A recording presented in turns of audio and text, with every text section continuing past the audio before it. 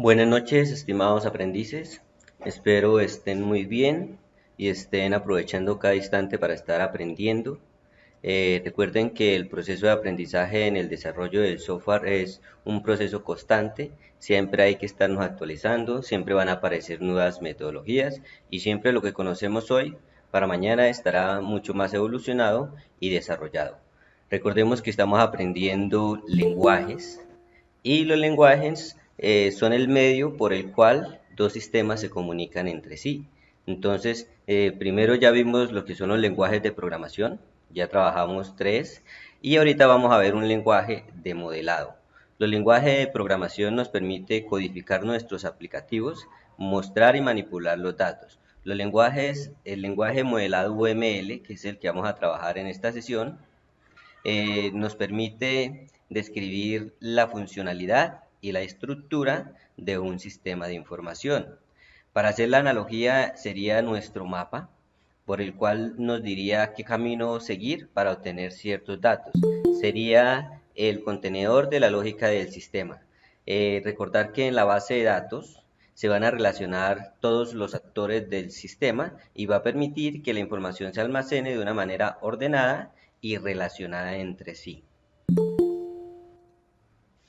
Entonces, les recuerdo dónde está el material para esta actividad. Venimos a proyecto, luego venimos a fase de análisis y en fase de análisis estamos en la actividad de proyecto 3.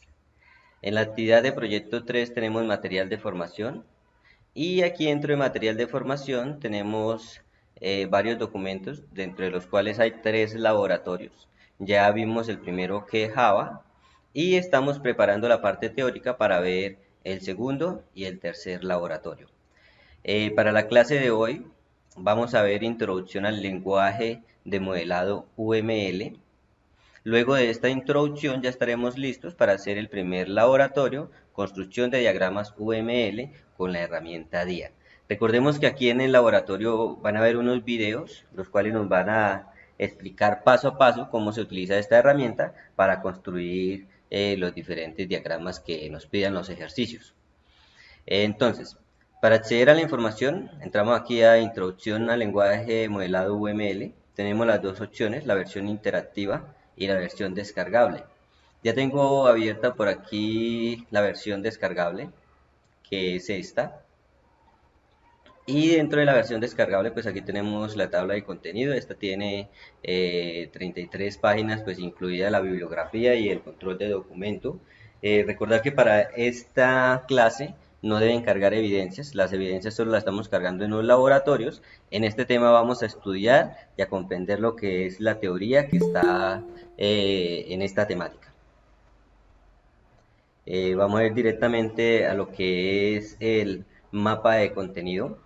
En este mapa de contenido nos dicen por nivel de prioridad las diferentes componentes que tienen los diagramas UML. Entonces, tenemos a la izquierda, perdón, a la derecha, los que son con prioridad baja, a la izquierda, los que son con prioridad alta, y aquí en el medio, los que son con prioridad media. En prioridad alta tenemos lo que son los diagramas de actividades, los diagramas de clase, los diagramas de secuencia. Y tenemos también los casos de uso. Entonces, recordar lo principal que vamos a aprender en estas guías son a crear los casos de uso, los cuales van a describir la funcionalidad de mi sistema de información, ¿sí? ¿Qué paso, qué puede hacer cada actor en cada punto? Entonces, un caso de uso van a darse cuenta que siempre va a tener los actores y de qué manera va a interactuar con el sistema. Otro diagrama que es de mucha importancia son los diagramas de clases, que son los que nos van a tener relacionados cada uno de los actores del sistema y nos va a representar las tablas que van a almacenar la información. Recordemos que esas tablas tienen atributos, las tablas entre sí tienen relaciones y las clases pues tienen métodos. Los atributos son cada una de las características de las clases. Entonces, tratar de ver una clase como una entidad o como un actor o como una tabla que está dentro del sistema. Entonces, si ustedes imaginan un sistema de información, digamos, para un supermercado, te dicen, bueno, un supermercado necesita facturas, entonces va a haber una clase que se llama facturas. Un supermercado tiene clientes, entonces va a haber una clase, entidad o actor que se va a llamar cliente.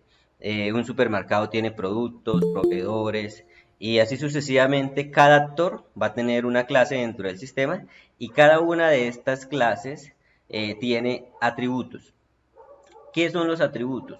Los atributos son las características que nos interesa almacenar de una clase. Entonces, si nosotros miramos la clase el cliente, nosotros vamos a necesitar varias cosas del cliente. Vamos a necesitar el nombre, vamos a necesitar el número de documento, vamos a necesitar la dirección, el teléfono, y listo, con eso bastaría, dependiendo para lo que nosotros estemos haciendo el sistema. Si llega a ser un sistema para, digamos, el control de la salud de alguien, vamos a pedir más datos. Vamos a pedir la estatura, vamos a pedir la masa corporal, el peso, etcétera. Los datos que uno requiera de cada entidad, dependiendo de lo que vaya a ser mi aplicativo.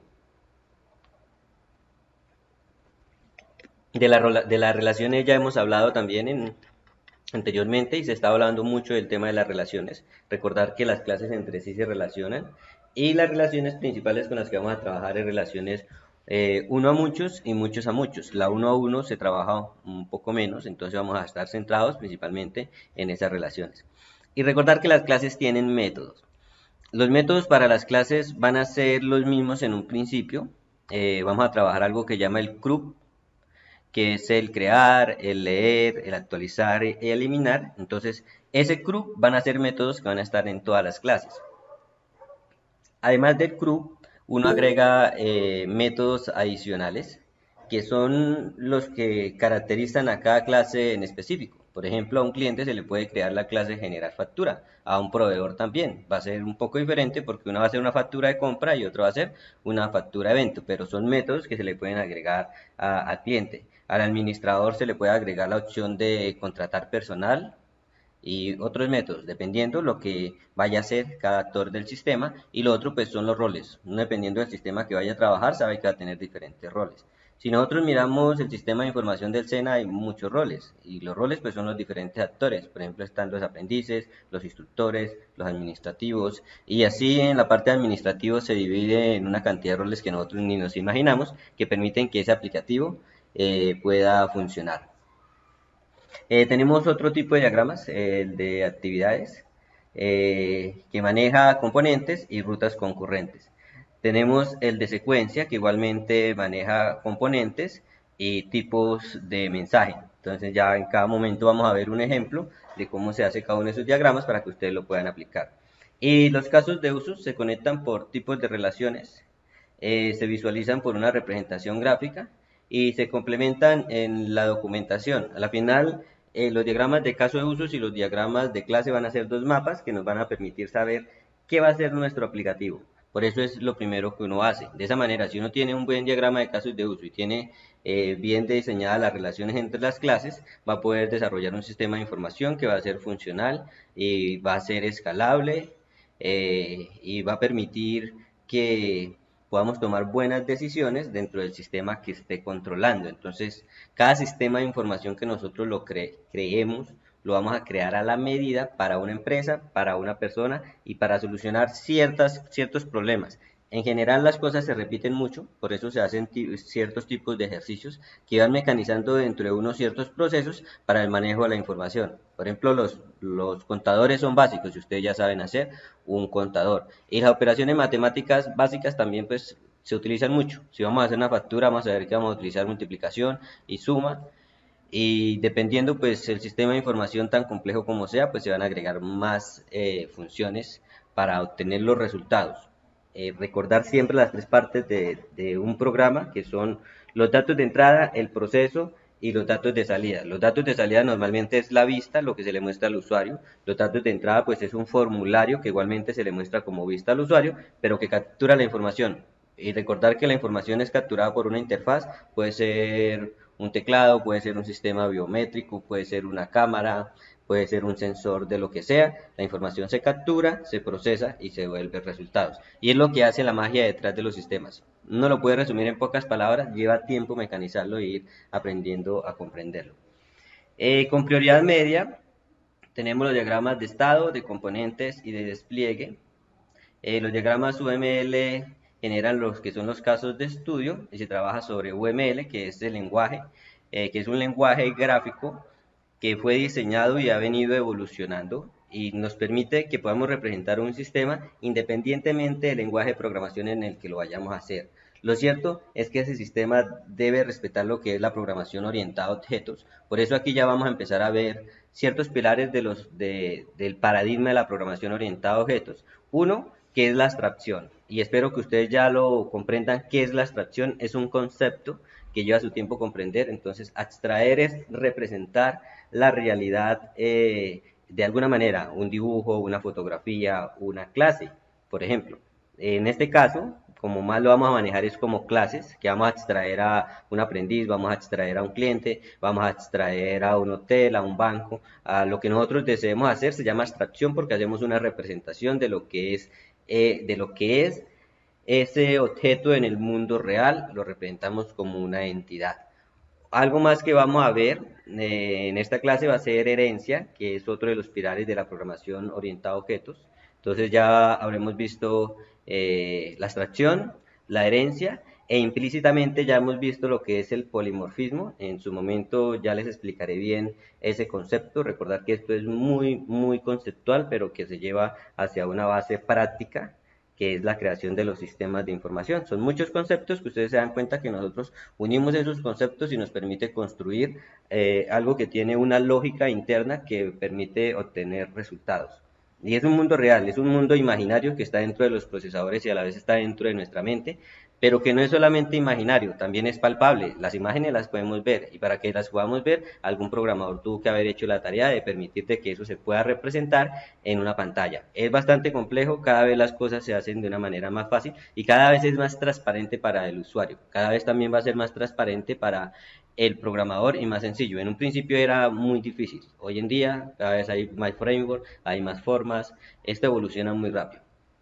De prioridad baja tenemos el diagrama de objetos, el de paquetes, el de tiempos, el de colaboración, el de interacción, el de composición. Voy a seguir avanzando. Aquí vemos un poco de historia de lo que fue UML desde 1994, se llamaba UMT primero.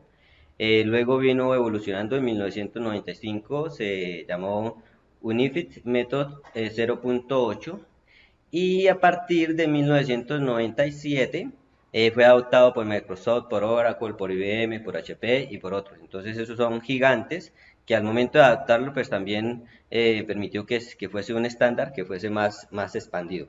Aquí quiero hacer un paréntesis, detenerme un momento y hacerlos pensar sobre algo importante.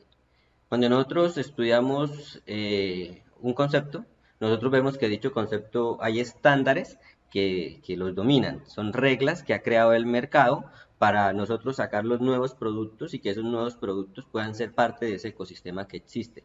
Entonces les voy a decir, ¿para qué es importante un estándar? Ustedes miran una USB, es lo más fácil de entender. Una USB usted la puede conectar al computador que sea, puede ser a un HP, puede ser a un Lenovo, puede ser a un computador de hace 10 años y es probable que la lea y la lee.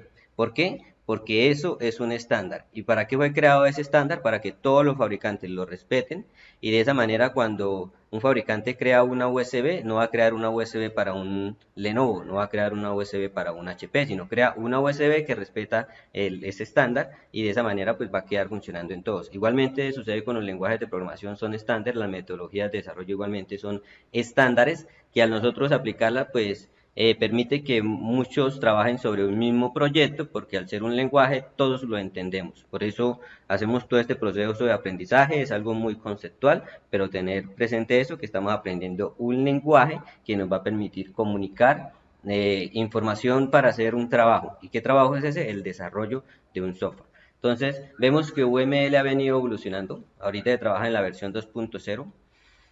No estoy seguro qué otros niveles de evolución ha alcanzado el estándar, pero ya a este punto ya existen reglas muy definidas, todos los diagramas pues están igualmente definidos y permite que tanto diseñadores como desarrolladores puedan comunicarse y hablar un mismo lenguaje que se llama UML, que es muy visual y de esa parte visual nace lo que es el software. Y nosotros necesitamos pues ese mapa. Cuando un programa es demasiado grande, es difícil uno tenerlo en la mente y saber cómo fácilmente hacer una consulta. Es complicado. Pero si uno tiene el mapa y uno tiene que obtener un resultado, porque los software no se quedan estáticos, los software están para mejorar el proceso de las organizaciones. Entonces, los jefes viven pidiendo informes, que quiero saber cuál es el producto más vendido, cuál es el menos vendido, cuál es el que más se roban, cuál es el más barato, cuál es el que más ha subido de precio, y así cada día se quieren nuevas cosas. Esas son cosas comunes que uno ya deja el software preparado para que haga eso y genere esos reportes, pero siguen apareciendo nuevas necesidades, y eso pues tiene que haber un desarrollador que esté haciéndole esas actualizaciones y esos cambios. A la vez que se va actualizando la funcionalidad del software, también se van actualizando las herramientas que permiten que el software funcione. Entonces, nuestro software a la vez tiene que ir adaptándose a esas nuevas herramientas.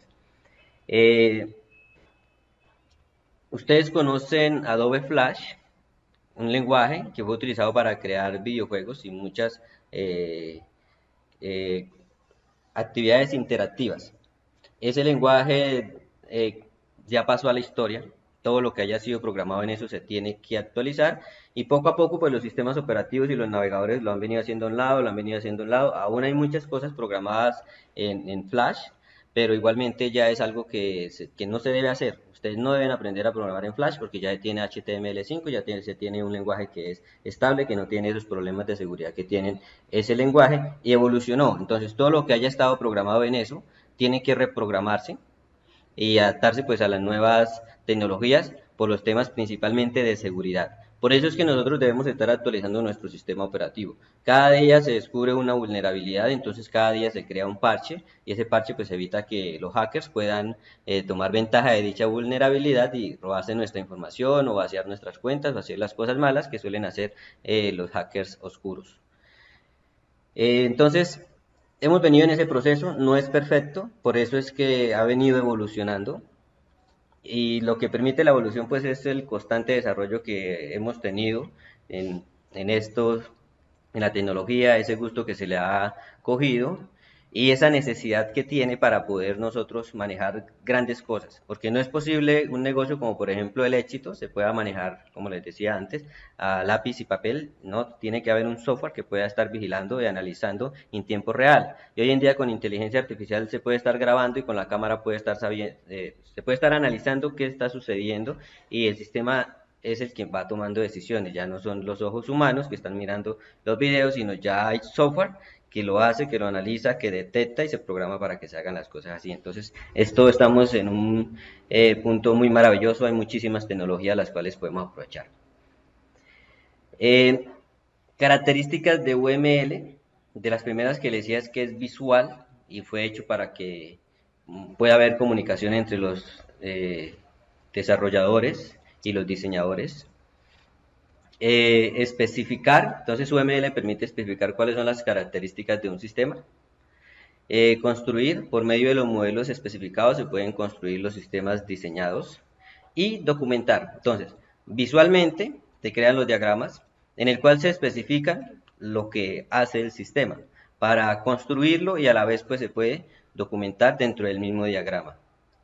Un modelo UML está compuesto por tres tipos de bloques de construcción: elementos o partes, relaciones o acciones, diagramas o diseños. Los elementos o partes son abstracciones de cosas reales o ficticias, objetos, acciones, personas, sistemas, que pueden relacionarse, tienen identidad y se distinguen entre ellos. Entonces, esta es una manera de llamar a los objetos, elementos o partes, que es todo aquello que sucede en el mundo real.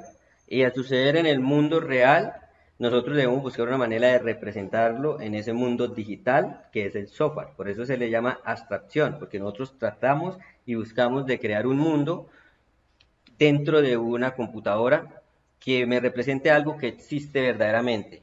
Un supermercado, una escuela, una empresa de autobuses, una empresa de motos, una empresa de venta de empanadas, de arepas, de lo que sea. Nosotros buscamos representar el mundo real, por eso se le llama abstracción. Relaciones o acciones son los elementos entre sí, hacen que los sistemas tengan funcionalidad y que adquieran vida. Entonces recordar que cada uno de esos actores que están ahí dentro del sistema tienen una relación entre ellos. Y de esa relación que hay es que se nace y se crea el diagrama, y ese diagrama pues es el que nos dice cuál es la lógica que estará detrás de mi sistema. Diagramas o diseños reflejan gráficamente el comportamiento y las relaciones entre los elementos. Entonces ahora vamos a ver los tipos de diagramas UML. El primer diagrama UML que se habla acá, el más importante y en el que más nos vamos a centrar y el que más frutos se le va a sacar, es el diagrama de clases. El diagrama de clases, pues ya lo hemos repetido y hay que repetir la cantidad de veces que tengamos que decirlo. Las clases son los actores del sistema. Y cada actor y cada cosa que nosotros deseemos tener control, por ejemplo, si fuese Metrolínea, que necesitamos tener control, número de pasajes, entonces va a haber una tabla de pasajes, pasajeros, va a haber una tabla de pasajeros, conductores, va a haber una tabla de conductores, administrativos, va a haber una tabla de administrativos, y así sucesivamente nosotros podemos mirar y analizar qué necesita Metrolínea, y de ahí pues salen las clases, y esas clases se relacionan entre sí, y esas relaciones entre sí son las que generan la lógica de mi sistema, y esas relaciones son las que nosotros explotamos a la hora de crear el software. Entonces, recordar que es como si fuesen dos partes separadas. Una parte que es el diagrama UML, que es lo que estamos aprendiendo a crear ahorita, que es nuestro mapa. Y otra parte que es el código, que es lo que ya hemos venido haciendo, que es escribiendo, creando variables, tomando información de dichas variables, almacenándolas momentáneamente, ya teniendo un diagrama entidad-relación, pues ya podemos hacer persistencia. ¿Qué quiere decir? Que vamos a poder coger esa información y guardarla para siempre, si lo necesitamos, para siempre quedaría guardado en una base de datos, y al leerla pues la mostramos en una vista. Las vistas puede ser muchas, nosotros podemos crear solamente una base de datos y empezar a crear a nuestro sistema de información vista. Una vista para Android, una vista para computador, una vista para tablet, una vista para iOS, una vista para Firefox OS, para lo que nosotros necesitemos. Podemos crear también un aplicativo de escritorio con una vista para Java de escritorio, por ejemplo. Y desde esa aplicación vamos a tener el mismo control que podemos tener desde todas las demás aplicaciones. Y todas esas giran alrededor de una misma base de datos. Por eso se llaman bases de datos centralizadas. Son un núcleo. ¿Qué desventaja tiene? Que si el servidor central se apaga, todo el sistema se cae. Esa es la desventaja. ¿Qué viene a reemplazar las bases de datos centralizadas? Las bases de datos descentralizadas. Estamos ahorita en esa evolución, hasta ahora son muy pequeñitas, son como bebés, pero en un futuro ustedes ya estarán hablando de ese tema y trabajaremos sobre bases de datos descentralizadas. Hoy en día es muy común bases de datos centralizadas, pero trabajamos dos centralizadas, que son las bases de datos relacionales y las bases de datos no relacionales. Profe, disculpe, ¿cómo así que centralizadas? Es que este tema para mí es nuevo. Centralizado quiere decir que todo depende de un núcleo. Si ustedes miran, por ejemplo, el hogar, uno dice que el dinero que llega al hogar es centralizado, porque es que todo el dinero llega al papá y a la mamá y los demás, el resto de la familia, depende de ese dinero, centralizado, existe un centro. Si miramos el sistema de gobierno, es un sistema de gobierno centralizado. Existe un presidente y desde el presidente se manda a todas las demás dependencias, es centralizado. Es decir, existe un centro al cual nosotros nos conectamos y desde ahí tomamos la información. Y lo que hacemos nosotros es crear aplicativos en Java, por ejemplo, o en PHP, o en .NET, o en Python, o en Ruby. Y todos esos sistemas, todos esos lenguajes nos van a permitir de alguna manera conectarme a esa base de datos y poder manipular los datos. Lo que cambia pues es la interfaz, que con Java se pueden hacer de cierta manera las cosas, que con Python se puede hacer de esta manera, que con PHP permite hacer de esta manera. Y cada uno pues tendrá sus ventajas y desventajas, pero todos van a poderse conectar a una base de datos centralizada. Vamos a ver cómo es el tema, si no quiero que se vayan haciendo la idea que nosotros le creamos muchas vistas a una misma base de datos. Creeríamos que son muchos sistemas de información, pero no, es el solo porque estamos accediendo a un centro. Es el núcleo, va a ser eso, el diagrama de clases. El siguiente diagrama un poco menos importante, que es el diagrama de actividades, que permite mostrar la secuencia de las acciones de varios objetos y seleccionar el orden en que se harán las cosas. Tiene un inicio y tiene un fin. Aquí hay un ejemplo. Elegir menú, elegir elemento del menú y confirmar el pedido. Entonces, en el diagrama de actividades se describe el paso a paso para ejecutar una acción. para entrar a un sistema. Entonces, primero escribir usuario y contraseña. Y si no tiene usuario y contraseña, pues registrarse. Después de registrarse, escribir una contraseña, se inicia sesión. Después de iniciar sesión, pues ya tendremos otros diagramas de actividades. Pero importantísimos es el diagrama de casos de uso, que es el que nos va a decir qué puede hacer el usuario cuando esté en cierto punto. El diagrama de secuencias, se muestran las clases a lo largo de la parte superior y los mensajes enviados entre esas clases, modelando un flujo a través de los objetos del sistema. Este diagrama de clases me dice de qué manera se van ejecutando ciertas acciones. Los objetos son tablas sobre las que se ejecuta un cambio, se actualiza, se elimina o se lista. Y el mensaje, pues, es la interacción que van a ver entre objeto y objeto. Ya ahorita vamos a ver un ejemplo y podemos ver que los mensajes, pues, llevan un orden y también, pues, se recibe una respuesta. El que les digo que nos vamos a centrar más, que nos va a dar mucho más luz a lo que estamos haciendo, los diagramas de casos de uso. Muestran las relaciones entre los actores y el sujeto, que es el sistema, y los casos de uso. Entonces, ¿qué son los casos de uso? Cada una de las acciones que pueden haber dentro de un sistema. Entonces, si ustedes te escriben www.facebook.com, ¿qué es lo primero que pueden hacer en facebook.com? 1. Iniciar sesión. 2. Registrarse.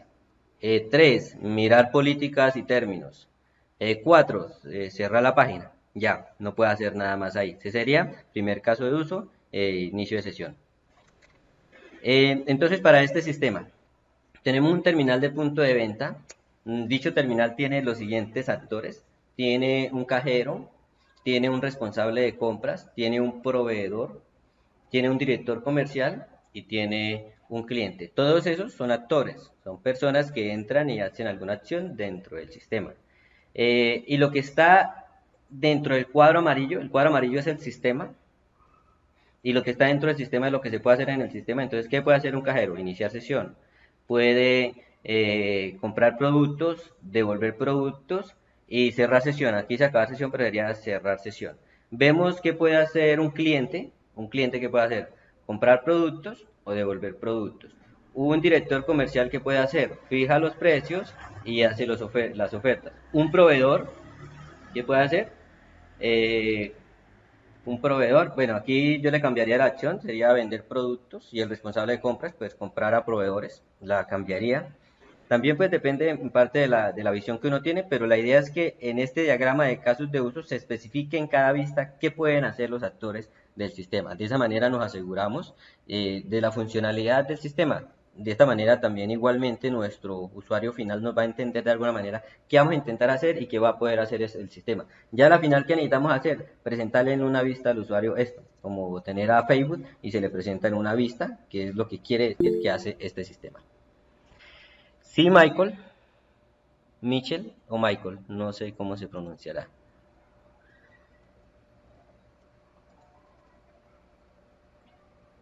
Sí, quien levantó la mano puede hablar. Bueno, veo que hay un micrófono abierto, sin embargo no se le está escuchando nada. Debe ser problema de conexión o algo así. Listo, estos diagramas ya son menos importantes, aunque pues a grandes rasgos se van creando por sí solos. Son los diagramas de componentes que van a contener todos los diagramas que nosotros vamos creando. Entonces, si hacemos una vista, vamos a hacer un diagrama para la parte de ventas, un diagrama para la parte de compras, un diagrama para la parte de devolver productos. Y aquí, por ejemplo, tenemos un diagrama para el almacén, de la gestión de ventas, de marketing. Y la unión de todos esos diagramas en una carpeta, pues sería el componente. Otros tipos de diagramas, los diagramas de estado, ya vamos a ver ejemplos. Los diagramas de despliegue físico, de este no vamos a ver ejemplos. Diagramas de objetos. Esta tarea le queda para que ustedes lean, sepan que existen esos tipos de diagramas. Si pueden ver un ejemplo, vamos a ver, yo creo que aquí deben haber ejemplos. Miren y busquen comprenderlos. Principalmente para el siguiente nivel de conceptual y de profundidad de conocimiento, requiero que comprendan muy bien qué es una clase, cómo se relacionan las clases, cómo se crean esos diagramas para crear la base de datos. Teniendo eso y creando también los casos de uso, ya podemos pasar a lo que es la programación orientada a objetos, van a comprender qué es un objeto y vamos a estudiar un concepto que no hemos visto que es el encapsulamiento. Entonces vamos a pasar esta parte, les queda para que ustedes lo estudien por su cuenta. Y aquí tenemos un caso de estudio. Iniciamos con los casos de uso. Entonces aquí pues los casos de uso ya vamos a coger cada diagrama y lo vamos a estudiar eh, más por partes. Tenemos el sistema, se representa con el cuadro amarillo como les mostré anteriormente. Tenemos el actor, aquí está la representación. Los que ya han venido viendo el laboratorio que hay que hacer y han visto algunos de los videos, ahí en el video muestran cómo se utilizan la herramienta DIA, cómo se agrega un sistema, cómo se agrega un actor y cómo se agrega un caso de uso. El caso de uso pues son cada una de las acciones que suceden. Y aquí pues ya lo conocemos. El actor, la cantidad de actores que deseemos en una vista en específico, que necesitemos o que hayan. Y si no caben, pues se pueden hacer dos diagramas de caso de uso de una misma vista. El nombre del sistema, los casos de uso y el actor que se relaciona con ese caso de uso. Y listo. Profe, Sí, dime. casos de uso, o sea, los casos de uso podríamos decir qué es lo que contiene la clase.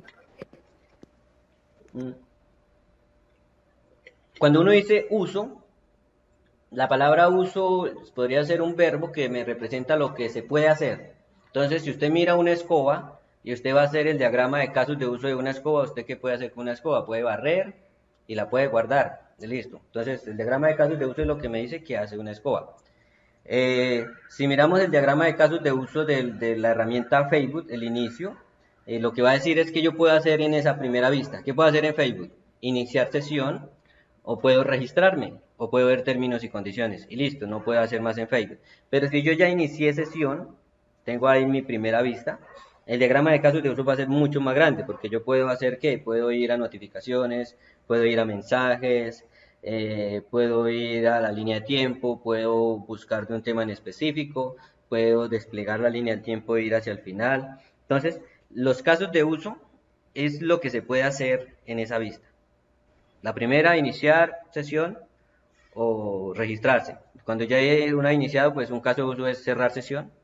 Otro caso de uso, pues buscar en el menú lo que se puede hacer. ¿Van a entender? Son las acciones que pueden suceder en una vista. Eso es un caso de uso. ¿Listo? ¿Qué hay que identificar en un caso de uso? Hay que identificar los casos de uso que hay en el sistema, en la vista que debemos analizar. Y hay que identificar los actores que van a ser parte de esa vista. ¿Cómo así, profe? Disculpe. Listo, nuevamente. Casos de uso. La palabra uso es lo que se puede hacer con algo. ¿Listo? Podemos elegir algo en el mundo digital y hacer un diagrama de casos de uso, o podemos elegir algo del mundo real. Lo voy a dar el ejemplo con algo del mundo real. Un carro. Si usted va a hacer el diagrama de casos de uso del carro, ¿qué le puede hacer al carro? Se puede encender, se puede iniciar marcha, se puede frenar, se puede ir atrás y se puede aplicar un cambio. Se puede apagar también, lo que se puede hacer con el objeto.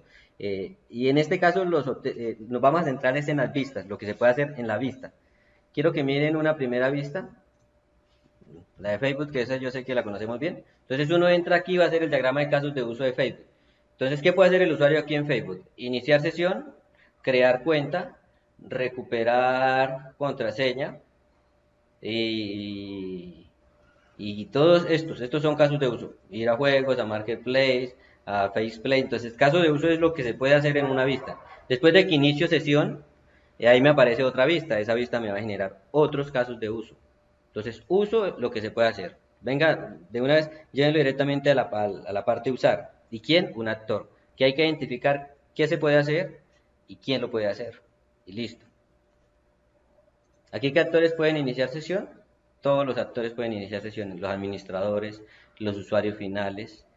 Y pues yo lo dividiría solo en dos, pero hay muchos más usuarios en la lógica de este aplicativo. Esto es un sistema de información. Entonces, dos cosas. El caso de uso, que son esas. Un sistema, administrar los datos del paciente.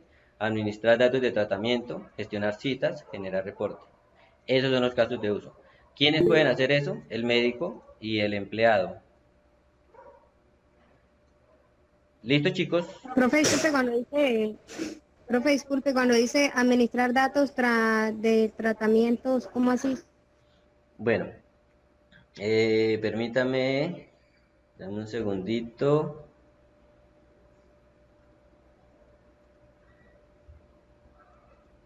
Listo, voy a leerte aquí. El propietario de un centro médico de su ciudad requiere con urgencia la construcción de un sistema de información que le permita administrar los datos básicos de sus pacientes, tratamientos, citas y gestión de reportes de tal manera que al ejemplificar el sistema se pueda fijar claramente el límite de este. Diagramas iniciales. A continuación se relacionan los diagramas iniciales utilizados en la fase de análisis de un sistema de información. Entonces, vamos a hacer el sistema de información para este caso de uso. ¿Listo? Entonces, el propietario de un centro médico necesita un centro de información que le permita gestionar ese lugar. ¿Listo? Ese sistema.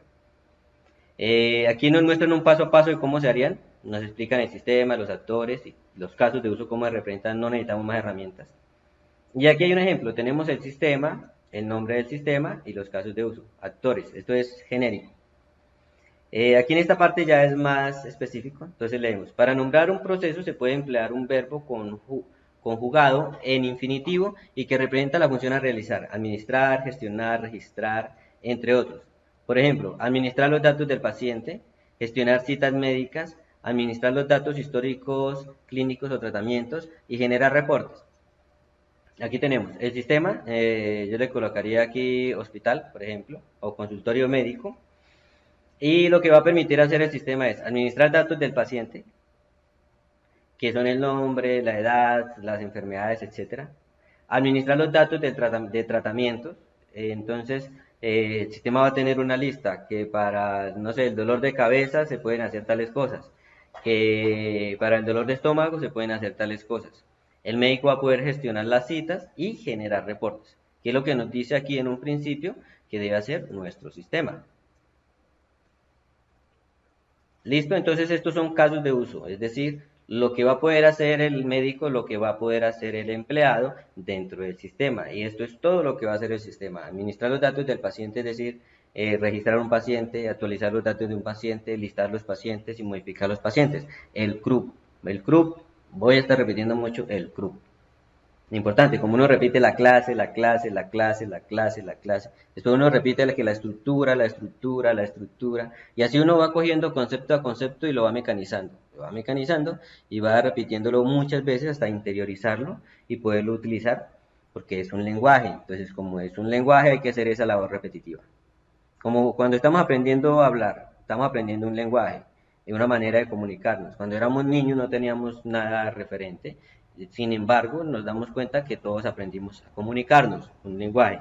Estamos nuevamente haciendo esa partida de ser desde niños, aprendiendo un lenguaje para podernos comunicar con el sistema, para que el sistema nos permita crear aplicaciones que sirvan para algo, que hagan algo, que soporten los sistemas reales, ¿sí?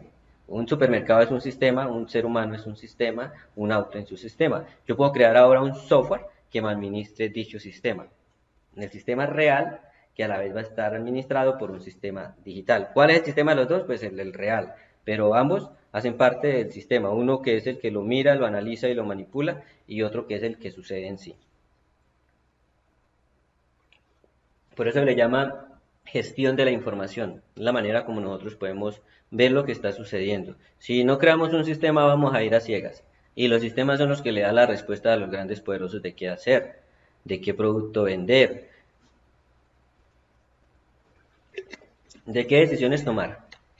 Principalmente los sistemas se crean para tomar decisiones y para mejorar la fluidez de la empresa, que es un sistema. La idea es que los software no vayan a entrar a hacer las cosas más difíciles, que a veces sucede. Que no puedo retirar porque el software no permite, que no pudo trabajar porque el software le ocurrió algo. Entonces la idea es que los software no nos vengan a causar problemas, sino nos vengan a dar soluciones. Listo, se identifican los casos de uso, que es lo que puede hacer el sistema. Se identifican los actores, que son quienes usan el sistema. Aquí vamos a ver tipos de relaciones. La relación de asociación es la relación que se da entre los actores y los casos de uso. Esta relación indica que el actor lleva a cabo dicho caso, asociación. ¿Listo? Que el actor lo hace. Viene la otra relación que es de tipo include o tipo uses. Este include quiere decir que si el actor quiere usar este sistema, lo obliga a utilizar el siguiente caso de uso. Es decir, para gestionar citas, esto me incluye que debo haber validado datos antes, es decir, haber iniciado sesión. Entonces, en el momento que usted va a crear un caso de uso para revisar mensajes, ¿qué debe incluir? Haber iniciado sesión.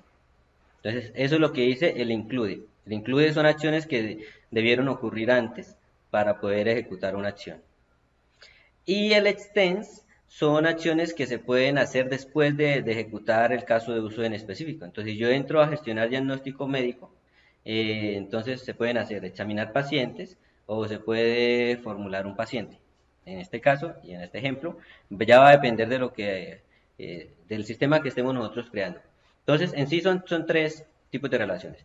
La asociación, que es la acción directa hacia un caso de uso.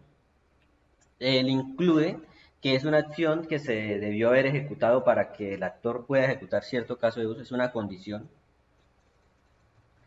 Y el extends, que es una posibilidad que tiene el actor después de ejecutar cierto caso de uso. Son muchas cosas, si ustedes se pueden dar cuenta, concepto tras concepto, tras concepto, tras concepto, son muchos conceptos. Y todos estos conceptos pues se aplican Profe, para formar una lógica. Sí, dime. un ejemplo podría ser Facebook. O sea, la primera incluye podría ser cuando tiene caso de uso que le permiten que crear cuenta o eh, ingresar a Facebook. Y la de gestionar los diagnósticos, me digo, puede ser cuando ya está dentro de la aplicación. Podría ser un ejemplo, ¿no? Que también hay otros casos de uso, como puede enviar mensajes, que puede publicar, que puede ir a configuración. Sí, te lo Esos imaginaste serían bien. otros casos de uso, ¿no? Sí, sí, sí, te lo imaginaste. Es que esa es la idea. Los casos de uso es lo que se puede hacer en una vista. Entonces, si usted inicia sesión, ¿qué extends hay después de iniciar sesión? Lo demás, revisar mensajes, buscar amigos, agregar amigos, recorrer línea de tiempo, etcétera. Entonces, esos son extends porque son lo que puede suceder después de que se ejecuta un caso de uso. Y un include es lo que tiene que suceder antes de ejecutar un caso de uso. Lo más común es que para registrar para leer un mensaje debe haber iniciado sesión, es decir, validar datos. Ese es el más común de los include. Y dependiendo del sistema, pues van a haber otros includes y ya vamos a estar haciendo ejemplos del tema. Sí, Marlio. Instructor, o sea que el STEM es la relación del, se me olvidó el concepto, el médico, El actor. el actor, gracias, el actor con otros casos de uso.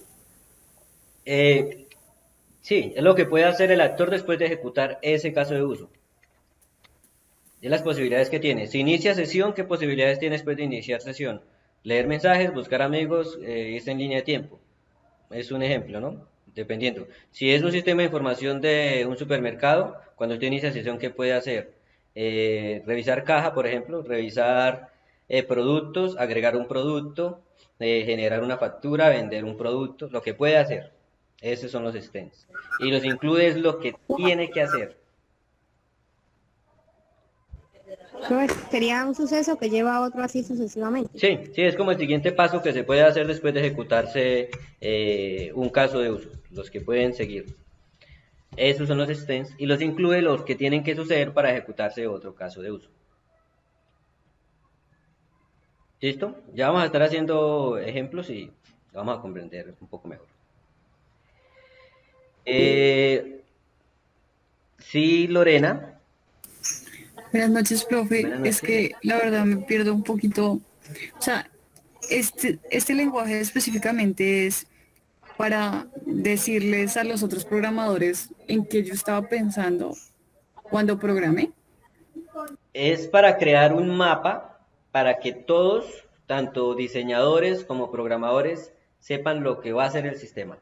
Es como si nosotros fuésemos ingenieros civiles, como ¿cómo se le llama?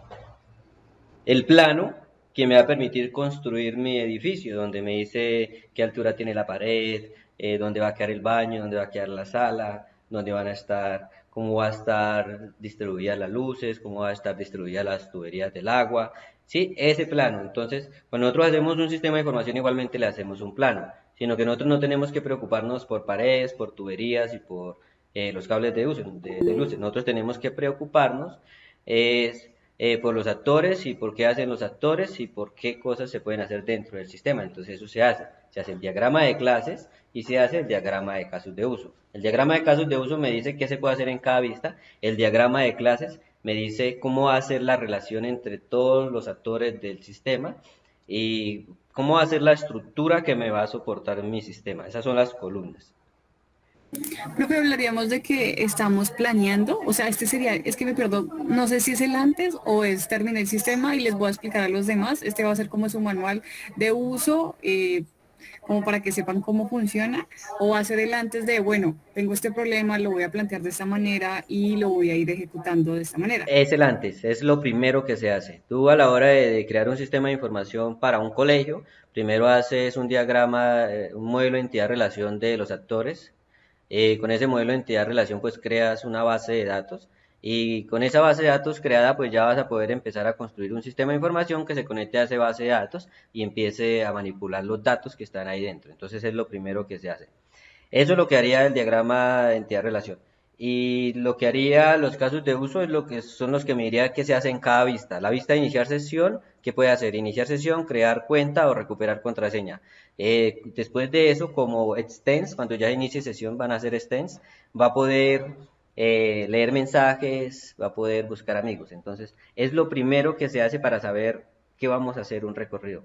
Porque cuando un ingeniero civil va a construir un puente, el ingeniero no lo construye primero y después hace el modelo para decir cómo se debe construir, ¿no? Primero hace el modelo, mira si estructuralmente va a soportar, mira cuánto material necesita, cuánto va a gastar, cuánto tiempo se le va a ir. Entonces igualmente nosotros hacemos eso.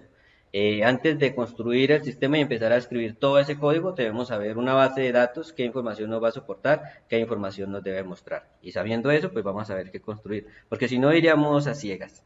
Y sería, se puede hacer y hay algunos que lo hacen, pero ya existe una metodología que es la que les estamos enseñando, para que no vayan a ciegas, tengan un mapa por qué seguir, tengan una base de datos que comprendan para qué va a ser y sepan pues cómo construir. No importa el lenguaje, no va a importar el lenguaje, pero sí va a importar que esté bien hecho el modelo. Si está bien hecho el modelo lo puede hacer uno, quien hizo el modelo, o otra persona lo va a coger, lo va a mirar y si sabe programar pues lo va a poder hacer. O quien sea que coja el modelo pues va a comprender qué hay y a la vez el modelo nos va a permitir saber cómo mostrar las cosas, cómo mostrar la información, cómo organizarla y cómo están las cosas interconectadas entre sí. Entonces es lo primero. En el recorrido que llevamos, Profe, sí, dime. yo pensé que el UML era como una base de datos, porque o sea, como hablaba de la base de datos que la podíamos implementar en cualquier programa, ya sea Java, los demás, o sea, como yo casi no conozco este tema, apenas estoy aprendiendo, pues la verdad que me enredé un poquito porque, o sea, los diagramas, los que hablábamos ahorita, los que te hablaba ahorita, eso es para hacer como un mapa. Exactamente. La otra parte es para ver cómo interactuamos, pero o sea, la parte de la base de datos que hablaba ahí, cómo, o sea, Ok. cómo se gestiona esto. Lo que ocurre es que aquí estamos haciendo hasta ahora el bosquejo de la base de datos, el diagrama, que es las clases que se van a conectar entre sí.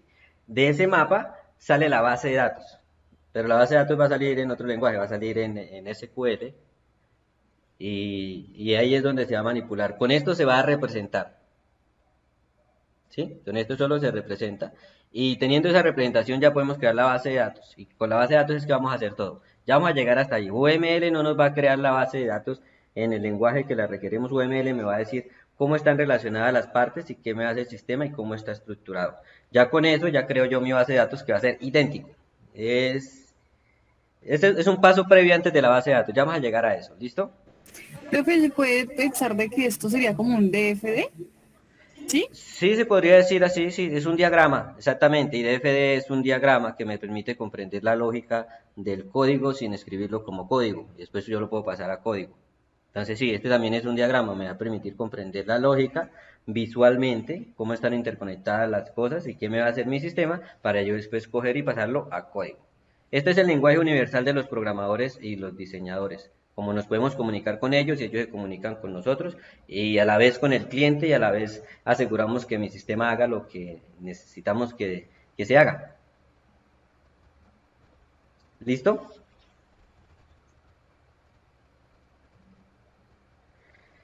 Bueno, entonces aquí en la parte de documentación, esta parte la dejo también para que la estudien por su cuenta. Vamos a seguir avanzando. Los diagramas de secuencia, la representación gráfica, estos son objetos y estos son los mensajes. Los objetos, a ver, importante esto, atención a esto. Los objetos son la representación de un caso en una clase. Si tenemos la clase aprendiz, nosotros somos un objeto para el sistema, ¿sí? Cada uno de nosotros, un objeto para el sistema. Si tenemos la clase auto, cuando yo creo un auto que sea un Chevrolet, un Mazda, entonces cada uno de esos es un objeto. Cuando yo creo, digamos, la variable in A, in B, in suma, y digo que in suma es igual a A más B, A, B y suma, esos tres son objetos de tipo entero. Entonces, el objeto en sí es la variable que nosotros utilizamos para manipular el dato mientras lo tenemos en el sistema. Y los objetos nacen de las clases. Por ahora hemos estado trabajando con clases que son del sistema, que son los tipos de datos. Pero cuando ya empecemos a trabajar la programación orientada a objetos, nosotros vamos a crear nuestras clases. Y de esas clases vamos a crear nuestros objetos. Porque si entramos a Java, no existe una clase que se llame aprendiz. No existe una clase que se llame instructor. Pero sí existe una clase que se llama string, sí existe una clase que se llama integer, sí existe una clase que se llama double, que son las clases básicas para que Java funcione. Todas esas ya están dentro de Java. Pero las que van a ser especial a nuestro sistema las debemos crear nosotros. Sí, Luz, te escucho. Profe, disculpe, vendrían siendo como las variables, o sea, porque cuando nosotros Sí, hablamos del EPP y las demás eran variables, o sea, el in, el double, el booleano, son esas, ¿no? sí. La clase es el tipo de variable, que sería string, double, float, y el objeto sería ya la declaración de la variable, que es lo que nosotros vamos a manipular. Tenemos que aprender a separar las dos porque, digamos, yo creo un objeto instructor, creo la clase instructor, perdón, la clase instructor. Con la clase instructor puedo crear después el objeto instructor y yo me puedo confundir, estoy llamando a la clase o estoy llamando al objeto. Y hay que recordar que la clase es el tipo de dato y el objeto es la variable que yo creo para almacenar ese dato. Y nosotros pues lo que empezamos a manipular son los objetos y los objetos pues van a tener todas las propiedades que tiene la clase. Entonces en la clase instructor yo le puedo agregar una función que diga calificar resultados de aprendizaje, otra que diga buscar aprendiz, otra que diga listar cursos, lo que necesite. Y a los aprendices pues se les dan otras funcionalidades dentro de la clase y uno todo eso lo programa, sino que al ser programación orientada a objetos permite que la lógica vaya separada entre clases, a cada clase se le agregue su funcionalidad y lo que uno hace pues es manipular dicha funcionalidad y a la final se vuelve repetitivo. Lo que hace en la clase aprendiz, lo hace en la clase instructor, lo hace en la clase materias, lo hace en la clase centros. Principalmente nos vamos a centrar mucho en hablar del CRUD, pero ya cuando estemos en código. En código estudiaremos lo que es el select, el update, el delete. Sí, Luz, te escucho. Profe, disculpen, o sea, que dentro de los objetos, esas que usted mencionaba ahí que le damos para que coloque entrar, ¿qué tal?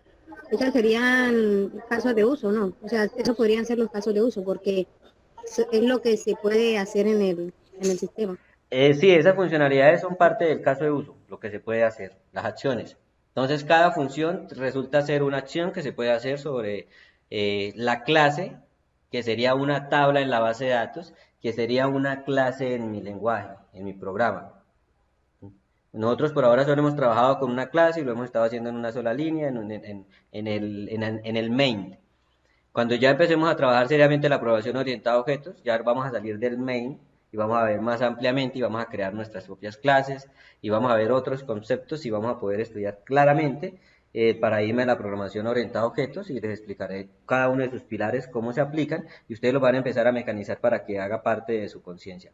Hasta que en algún momento pues lo puedan utilizar fácilmente y puedan crear software sin tanto esfuerzo. Lo cierto es que el primer software que creen les va a costar. El segundo software que creen les va a costar, pero un poco menos. El tercer software que creen ya para ustedes va a ser natural, van a querer un reto más grande y así sucesivamente irán evolucionando. Y cada vez buscarán retos más complejos, pero al principio cuesta. Entonces tengan en cuenta eso, son muchos conceptos, los estamos viendo acá. ¿Listo, Luz?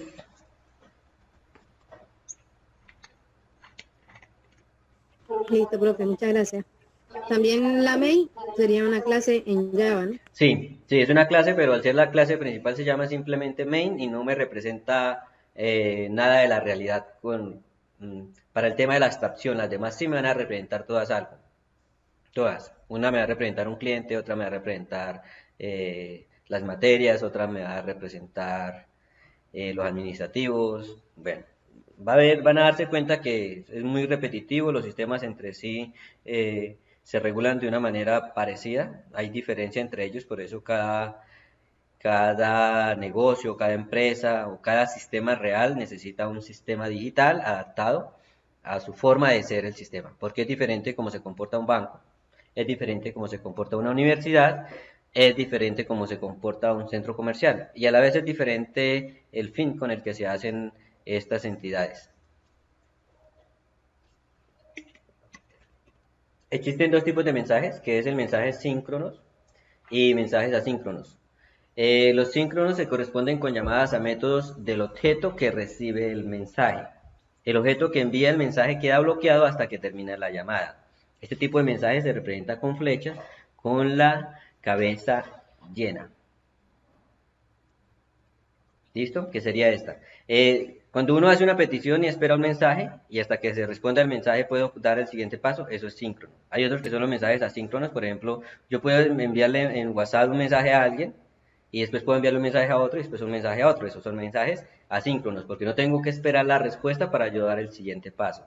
Eso es asíncrono, mientras que los síncronos yo debo ir paso a paso, es decir, antes de poder ver mensajes tengo que haber iniciado sesión y no me deja ver mis mensajes hasta que inicie sesión. Entonces eso quiere decir que es síncrono. Profe, disculpe, un ejemplo podría ser cuando uno Bluetooth. O sea, hasta que tu celular no acepte la conexión, no se pueden pasar información. No te entendí la analogía. O sea, porque un mensaje síncrono es el que hasta que no llegue el mensaje, o sea, no lo acepte, no puede pasar información. Sí. O sea, Bluetooth, Sí, por ejemplo, pasa eso, que si no esos, acepta el dispositivo no puede pasar información. sí, esos son síncronos, efectivamente. Hasta que haya respuesta puede continuar la transferencia de datos. Muchos mensajes son síncronos, el sistema nos deja esperando hasta que da respuesta y así seguimos al siguiente paso. Otros pues son asíncronos, como por ejemplo la mensajería que nosotros manejamos en Facebook o en WhatsApp o en correo electrónico. Todos esos son asíncronos porque yo envío el correo y simplemente espero. Sigamos bajando. A ver, leamos esta parte. ¿Listo? Diagramas de secuencia con la parte incluye.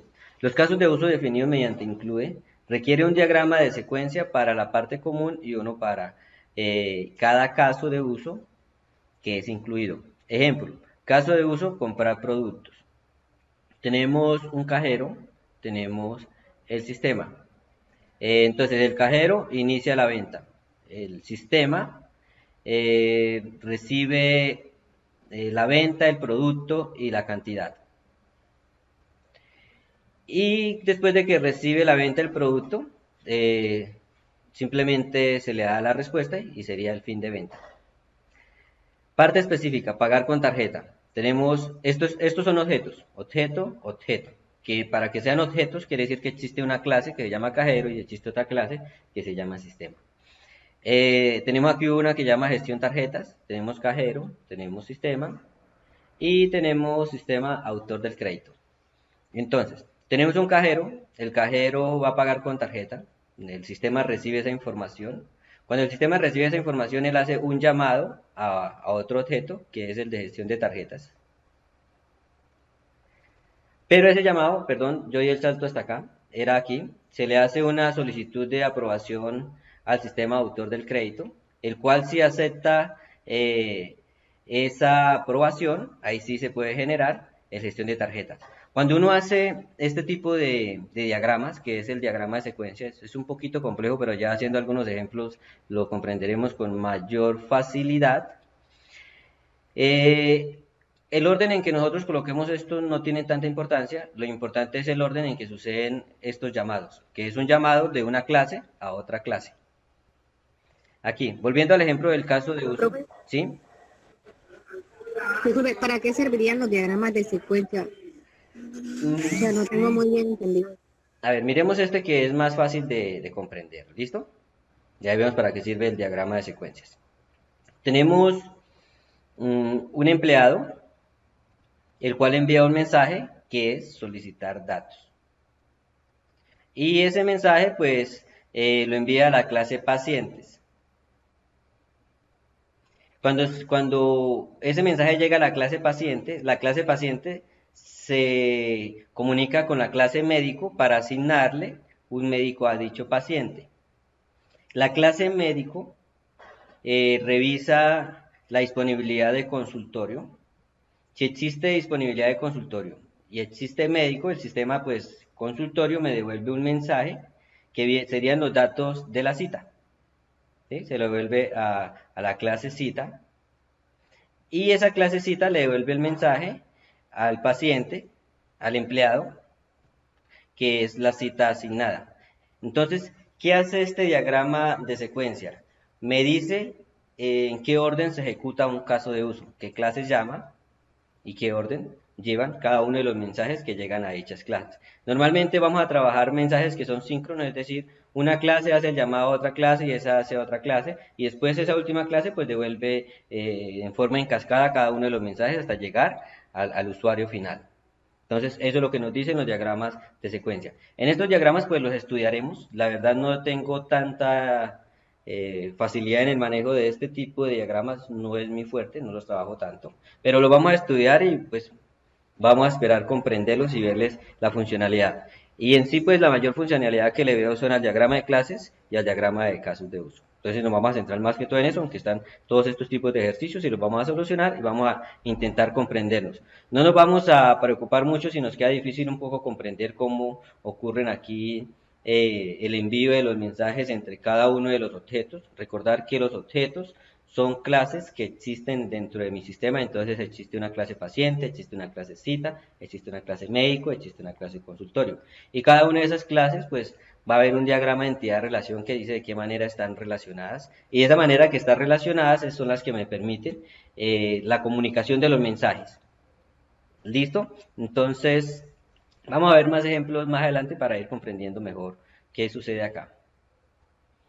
Tenemos otros diagramas que son los diagramas de comunicación o colaboración. Vamos a bajar. Que sería este el diagrama, que es una representación de este diagrama, pero en vez de hacerlo en línea de tiempos, se hace en secuencia, uno tras el otro. Igualmente que el anterior, me describen qué se hace cuando se ejecuta un caso de uso. Es esta misma representación.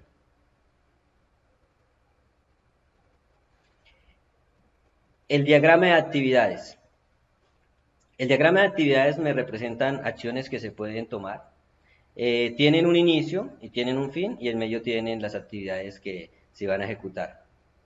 Las actividades indica una acción requerida para llevar a cabo un proceso. Se representa mediante un rectángulo con sus vórtices redondeados. Las flechas que van dirigidas de una actividad a otra se denominan transiciones. Chicos, tarea importante que les queda ahorita es coger este documento, leerlo, releerlo, ir comprendiendo cada uno de los conceptos que hay acá. La siguiente clase ya vamos a estar trabajando directamente sobre la herramienta DIA y vamos a estar creando los diferentes diagramas y vamos a estar resolviendo cada uno de los ejercicios que aparecen en dicho laboratorio. Recuerden, la tarea que nos queda para este tema es comprender toda la teoría que hay acá. Decisión, tal como sucede con los diagramas de flujo, en el diagrama de actividades se puede llevar a un punto donde, de acuerdo con el cumplimiento o no de una condición, se debe tomar un punto u otro camino. Entonces, estos son los de decisión. Aquí hay una acción fácil, despertar.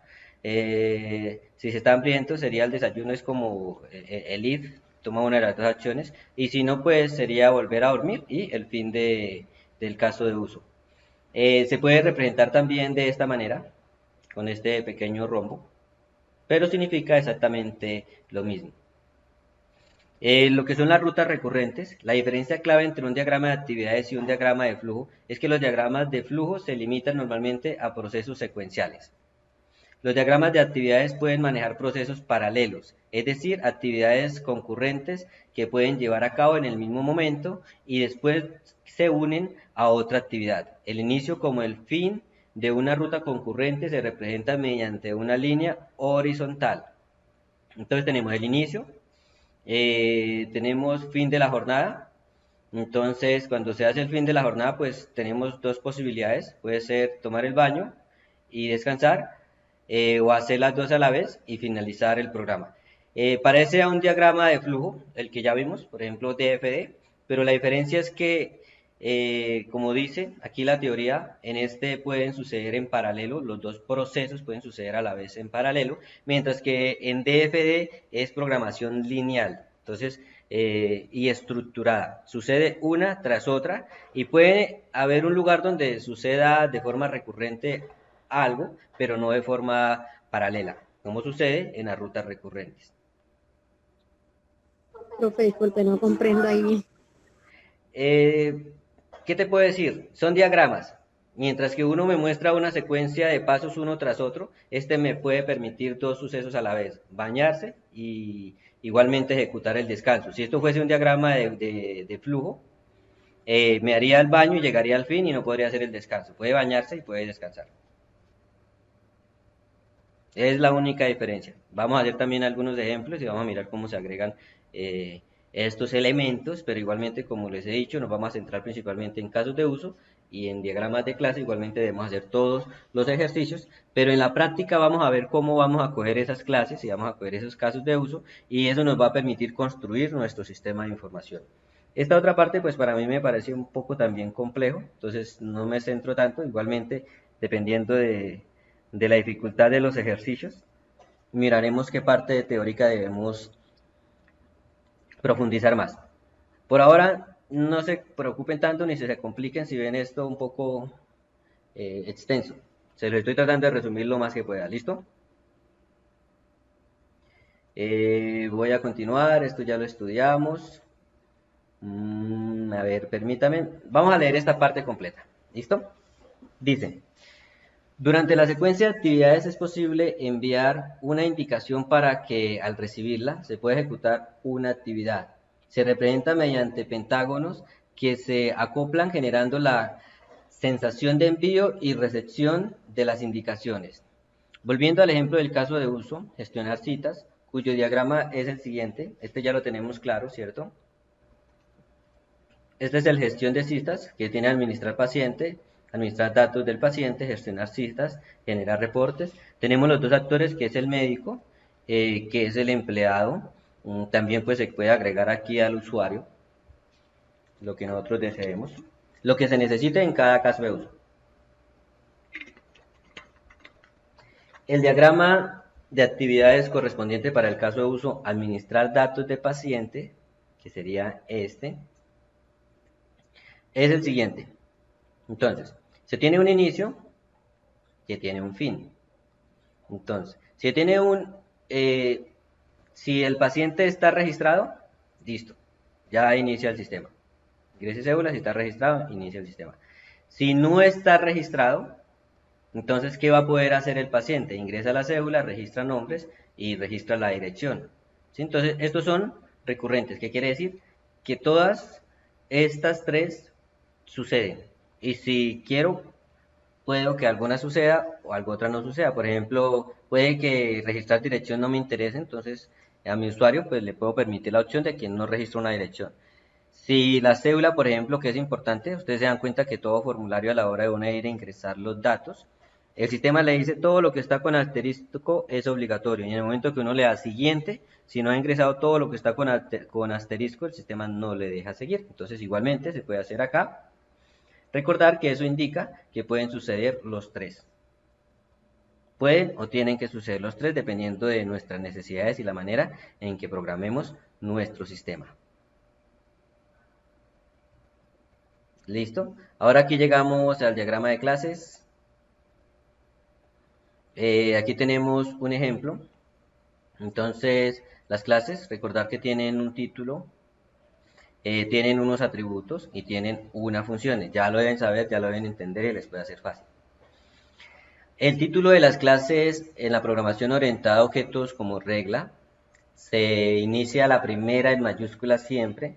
Y vamos a tener un detalle ahí con MySQL cuando lo estemos trabajando, que MySQL las clases me las convierte en minúscula, pero mientras estemos en la parte del lenguaje de programación las clases en mayúscula. En mayúscula y en mayúscula. Cuando el nombre de una clase tiene más de una palabra que la compone, cada palabra se inicia en mayúscula para poder identificar que es el inicio de una nueva palabra. Entonces aquí figura geométrica debió haber colocado esta en mayúscula, aquí este sería un error.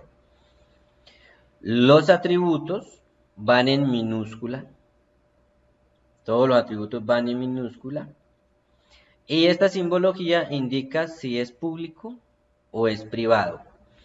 Cuando es público, indica que va a poder ser accedido por otras clases. Cuando es privado, indica que solo se puede acceder desde dicha clase, desde ningún otro lado. En este caso, imaginémoslo como cuartos.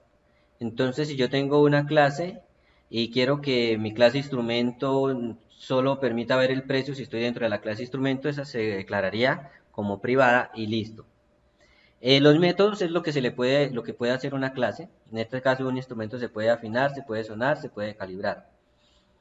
Aquí hay 4 métodos que se agregan básicos en toda clase cuando ya la tenemos programada, que son los del CRUD, que es el listar, el modificar, el actualizar y el eliminar. Esos son 4. En un principio, pues vamos a hablar de los métodos específicos de cada clase. Por ejemplo, la clase vehículo. Vemos los atributos, vemos las funciones, arrancar, acelerar, frenar y detener. Igualmente la clase figura geométrica, nombre, referencia, área, volumen. ¿Y qué le puede hacer una figura? Calcular área, calcular volumen. Chicos, quiero saber si de este diagrama es importantísimo que lo tengan todo claro. Esto lo vamos a ver muchas veces. Ustedes van a crear sus propios diagramas y le van a agregar sus propios métodos y le van a agregar sus propios atributos. ¿Hay alguna de esas palabras que no comprendan? Profe, disculpe. Bueno, Sí. yo comprendí que el diagrama de clase tiene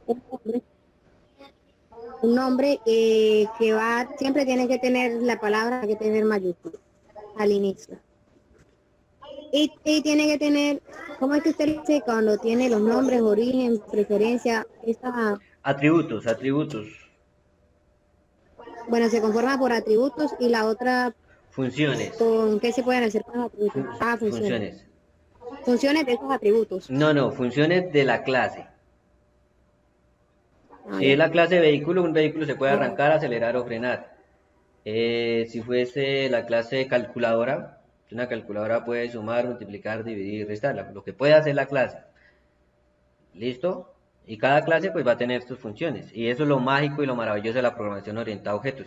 Que yo separo la lógica de cada actor del sistema evitando que se me vuelva algo incontrolable e inimaginable. Con esto se hace más imaginable y manipulable. Escucho a Sebastián. Sí, profe, mi duda era porque en la clase de instrumento musical, en la parte de los atributos, todos tenían el más, pero pareció tener menos. No sé a qué se refiere con eso. Esto indica la privacidad del atributo. Si yo le dejo más, quiere decir que yo puedo acceder a nombre del instrumento desde otras clases. Imagínenselo de la siguiente manera. Cuando estamos programando, hay diferentes niveles de la programación. Está la clase principal, que es la que llama a todas las demás, y están las otras clases, que son como cuartos a los que yo puedo acceder, que tienen cierta funcionalidad. Entonces, si yo dejo algún atributo con más, indica que desde la clase principal yo voy a poder acceder a ese atributo sin ningún complique. Si yo lo dejo con menos, quiere decir que no voy a poder acceder a ese atributo desde la clase principal. Si lo quiero hacer, hay un método específico para hacerlo. Esto es lo que le llama el encapsulamiento y específicamente cuando estemos haciendo ejemplos de programación orientada a objetos, lo vamos a ver y vamos a mirar y a manipular y a comprender qué significa eso que sea privado y qué significa que sea público. Es más o menos como sucede en Facebook cuando usted deja una foto pública. Si usted dice pública esta foto, ¿qué quiere decir? Que cualquiera la puede ver. Si dice solo amigos, pues solo sus amigos la pueden ver. Y si dice privada, pues solamente usted la puede ver. Sucede lo mismo aquí con los atributos. Si usted dice que un atributo es privada, quiere decir que solo la clase que lo contiene lo puede usar y lo puede ver. Y depende pues de las necesidades. Y en la programación orientada a objetos es importantísimo cuando se habla del tema del encapsulamiento, que es uno de los pilares que eh, asegura la privacidad de la información.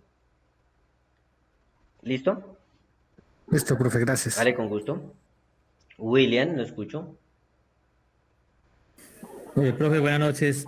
En este ejemplo de clases, dice, bueno, instrumento musical, vehículo, figura geométrica, ¿cuál serían los atributos llaves de cada clase? ¿O no hay necesidad como resaltar eso? Sí, cuando estemos trabajando ya con los diagramas, por ahora como vamos en los modelos no nos preocupamos tanto, pero cuando estemos haciendo las relaciones clave. Se puede llamar ID instrumento musical, ID vehículo y ID figura. A todos se les llama así. Cambia un poco, por ejemplo, cuando las personas tienen cédula, la cédula podría ser la llave primaria, pero uno suele dejar la cédula aparte y agregar un ID usuario para tener una llave primaria separada que me permita manipular con mayor facilidad atributos como es la cédula. Pero sí es importante. En este caso no lo estamos teniendo en cuenta porque no estamos manejando relaciones. En el momento de ver relaciones, las llaves primarias y las llaves foráneas son claves para comprender esas relaciones. Ok, profe, gracias. Vale, con gusto. Lorena, te escucho. Profe, tengo la duda en que en la parte de los métodos o las funciones que también lo mencionaste, la final, porque tienen como entre paréntesis como ¿Por qué tienen ese paréntesis? exacto y el de arriba no. Ok, listo. Los de arriba no tienen paréntesis porque son solo variables. Si usted la va a ver, sería como el in A, el in B, el in suma, solo variables. Entonces una variable no se le puede hacer nada. Mientras las de abajo son funciones y las funciones pueden recibir datos. Entonces ese paréntesis, ¿qué quiere decir? Que puede recibir datos. En este caso no está recibiendo ningún dato, pero yo ahí podría decir en afinar, podría recibir la nota, por ejemplo. En sonar podría recibir la nota también. En arrancar podría recibir la intensidad en que se presiona el acelerador, por ejemplo. Y en calcular área, pues podría recibir los lados de una figura. Entonces, esos paréntesis indican que es una función. Y los de arriba no llevan paréntesis porque son variables. Sí recordamos la diferencia, ¿no? Una función me recibe datos, me hace un proceso y me devuelve un resultado, o no me devuelve nada, mientras que una variable solo es un contenedor de algo, y listo. Quiero que vean esa diferencia. Esto me contiene un modelo, una marca y un cilindraje, mientras que esto me devuelve un resultado. Y puede recibir mis datos por acá. Entonces toda función siempre se va a representar así, con paréntesis que abren y que cierran. ¿Listo? Profe, disculpe, o sea, los modelos es como donde se guardan los datos y las funciones es donde los resaltan, o sea, donde los muestran. Podría ser así, ¿no? A ver, los atributos, sí los dijiste bien. Los atributos es cada una de las variables que me va a guardar cierta información de esa clase. En el momento que lo estemos usando se va a llamar objeto en específico. Y las funciones son... ¿Qué es una función? A ver cómo lo podría representar para no ser redundante. Es lo que puede hacer algo, lo que se puede hacer. Entonces, cuando un método puede hacer algo, por ejemplo, calcular área, entonces recordemos que para calcular área debo hacer algo interiormente, y para calcular volumen debo hacer algo interiormente. Entonces el área, si es el área de un círculo, pues tiene una función, la debo hacer dentro de esa función calcular área. El volumen de un círculo, pues tiene cierta función, el volumen de un cuadro también, el volumen de cada figura, de una esfera, perdón, tiene su forma de ser. Entonces, esto me indica que es una función. Una función contiene muchas operaciones internamente. Y una variable solo contiene un dato y ya. Función, dato. Función hace muchas cosas. Entonces, como por ejemplo la main es una función y la main puede contener todo el programa, por ejemplo, que es lo que ustedes han hecho. Pero vamos a ver cómo vamos a programar funciones que me van a hacer una sola tarea. Para cada tarea una función. Es una manera de organizar el código y de permitir hacer un programa grande sin que sea difícil de comprenderlo, separándolo en clases y cada clase con sus funciones. ¿Sí me voy a entender? Ederson, escucho su pregunta. Sí, profe. ¿Vale? Qué bien. Profe, buenas noches. Buenas noches. Una inquietud con respecto al ejemplo de clases. Cuando nombra clases, ¿hace referencia al conjunto de esos 3 recuadros que vemos ahí en la pantalla? ¿O individual? La clase es este cuadro, esta es una clase, este otro cuadro es otra clase y este otro cuadro es otra clase. Un software Ok. tiene la cantidad de clases que necesitemos. En este caso solo es un ejemplo, son clases ahí aleatorias de un programa que podría ser, pues hace muchas cosas. Este programa en específico haría varias cosas. Profe, otra inquietud. He escuchado que nombra el tema de atributos, funciones. También alcancé a ver una parte que dice entidades. ¿En estas clases habría entidad? Lo que ocurre es que las clases se llaman de muchas maneras. En el lenguaje de programación se llaman clases. Cuando estemos haciendo los diagramas se llaman entidades, pero son lo mismo, la entidad o la clase. Ah, ok. Listo, profe. Esa era la inquietud. ¿Listo? Vale, Gracias. con gusto. Bueno, es importantísimo que comprendan todas esas cosas. Como les he venido diciendo desde un principio, esto es muy conceptual, a la vez pues es práctico. Y pues ya llevamos que como hora y 20 minutos hablando de solo los conceptos, conceptos. Y ya todos estos conceptos los vamos a empezar a aplicar para poder construir algo manipulable dentro de nuestra computadora. Entonces, hay que ir comprendiéndolos y en el momento que lo estemos manipulando vamos a procurar ir sanando esas dudas que nos van quedando en el camino, donde vamos viendo la teoría. La teoría es importante, pero la teoría no sirve si solamente la memorizamos y no la comprendemos cómo funciona. Pero también si nosotros solamente nos dedicamos a la práctica y no vemos la teoría, cometemos un error. Vamos a estar descubriendo cosas que ya existen por no haber leído la teoría. A la final la práctica lo lleva a uno a descubrir, pero la teoría le ahorra a uno mucha práctica porque ya le dice cómo se hacen ciertas cosas. Ambas son importantes, importantísimas, teoría como práctica. Si nos quedamos solo en la práctica nos equivocamos, si nos quedamos solo en la teoría nos equivocamos, porque ambas se complementan y hay cosas que solo con la teoría lo vamos a poder comprender. La práctica, tendríamos que ser muy buenos para que con la práctica descubramos todo lo que hay detrás de un concepto. No hay que recrear la rueda ya está hecha, hay que usarla. Entidades o clases son lo mismo y de las entidades o de las clases nacen los objetos y los objetos son las mismas variables que ya hemos trabajado. Le vamos a dejar de llamar variables cuando miremos los 4 pilares y creemos nuestras propias clases y las vamos a empezar a llamar atributos. ¿Listo? Entonces, vamos a continuar.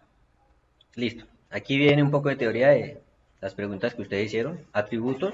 Los atributos o características de una clase pueden ser de 3 tipos que definen su visibilidad, es decir, hasta dónde se alcanza. Pública indica que el atributo será visible tanto dentro como fuera de la clase.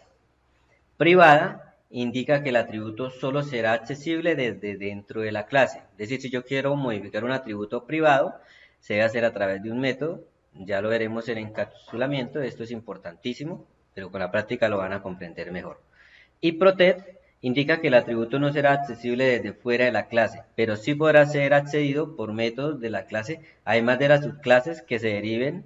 Este método protect lo veremos cuando se vea el tema de herencia, que es el que va a obligar que un atributo sea implementado por una clase.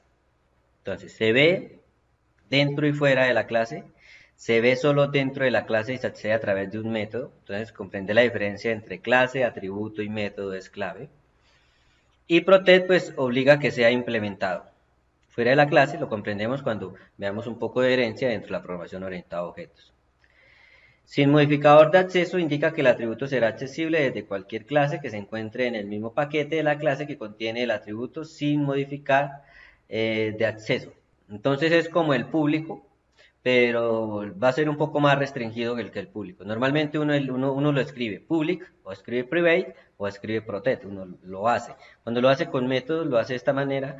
En Java se escribe específicamente el código. Entonces, aquí se hace con los símbolos.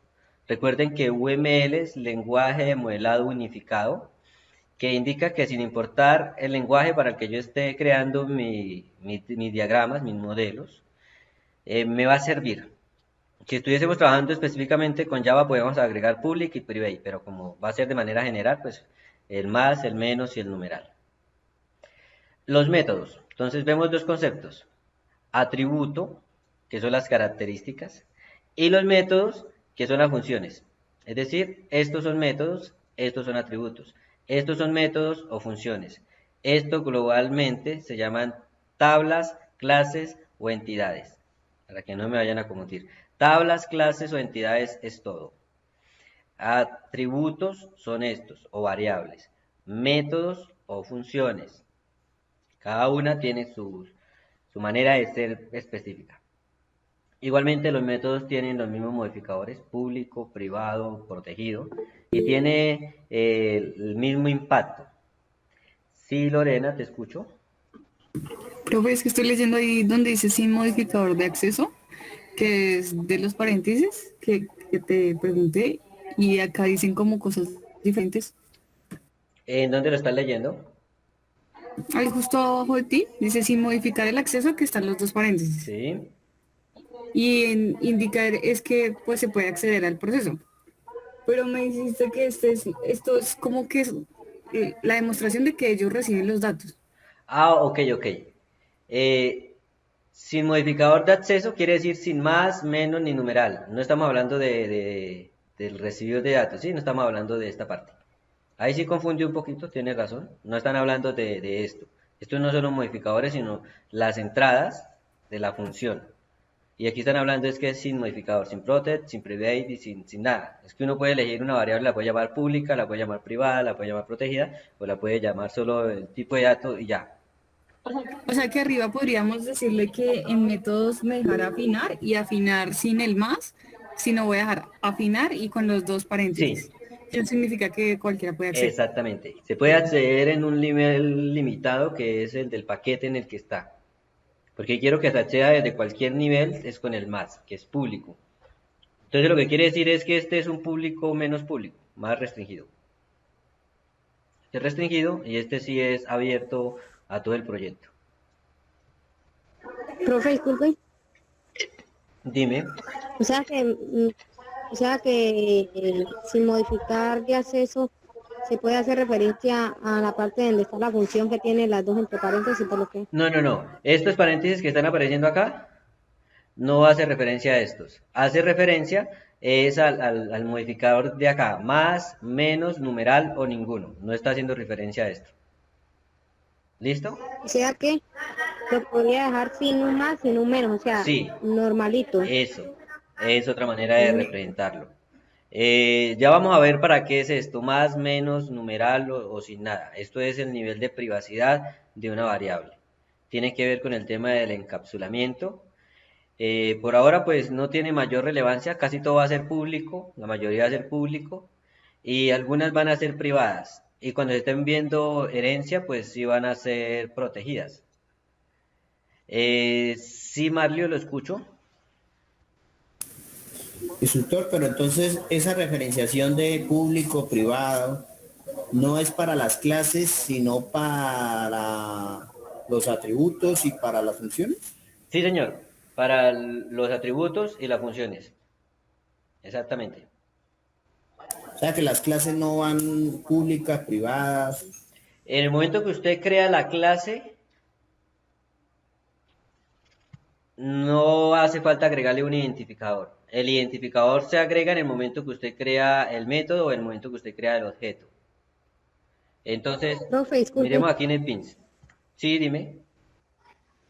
O sea, la clase como tal siempre se va a mostrar, ¿no? O sea, y ya lo que va dentro de la clase, que ya son los atributos y las funciones, sí es la que se les va a dar una cierta privacidad dependiendo a lo que se pueda incluir ahí en ellas. Sí, sí, ¿No exactamente. sería? Vamos a ver aquí una clase.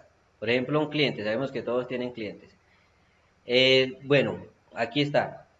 Las clases, cuando se declaran, en un principio sí toca agregarles public. Y private, la verdad nunca lo había hecho, private. No permite las clases siempre public, porque va a ser necesario que el método main la pueda llamar y uno pueda acceder solo a lo que es público. Estos son los que uno puede dejar sin modificador. Estos, que son los atributos. Tenemos la clase cliente, ¿cierto? Una clase de cliente tiene estos atributos, un identificador, un nombre y un documento, que son de estos tipos. Estos son estos, ¿sí? Los atributos. Y estos son estos, los métodos o funciones.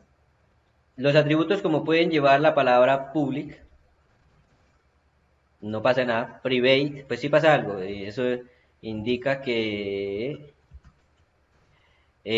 tan accesible va a ser dicho atributo. Igualmente el método ya public, lo puedo quitar, ¿sí? No hay problema. Y la clase también no hay problema si lo dejo sin el public. La verdad nunca me lo había preguntado sobre la clase, siempre public la he trabajado. Y en lo que me he centrado y he mirado si es público, si es privado, si no lleva aquí uno de esos dos o si lleva el restrict, ¿cómo es? Protect, vamos a ver. A ver. Profe, disculpe, solamente con el símbolo no se le podría hacer, o sea, Aquí está. numeral o... No, dependiendo del lenguaje. Lo que ocurre es que recuerden, UML es un lenguaje modelado unificado gráfico para permitir unir los diseñadores con los desarrolladores, es decir, tiene que ser independiente del lenguaje. No está hecho que para hacer modelos de Java, ni para hacer los modelos de Python, ni para hacer los modelos de PHP, sino para hacer algo general. Entonces, dentro de UML trabajamos más, menos, numeral o nada. ¿Listo? Dentro de Python. ¿Sí? Esto indica que es nada. Nada más, digo, numeral, menos y esto. Pero cuando ya lo llevamos al lenguaje, el lenguaje en específico tiene su orden. Y él dice que para hacer público debo llamarlo public, no más. No me reconoce un más, me reconoce public. Si elijo otro lenguaje lo tomaría de otra manera. Public, private, protect o nada. Lo mismo, public, private, protect también puede ser. O nada. ¿Listo? Entonces, esas características van a las variables o atributos o variables, como deseemos llamarlo, y a los métodos o funciones.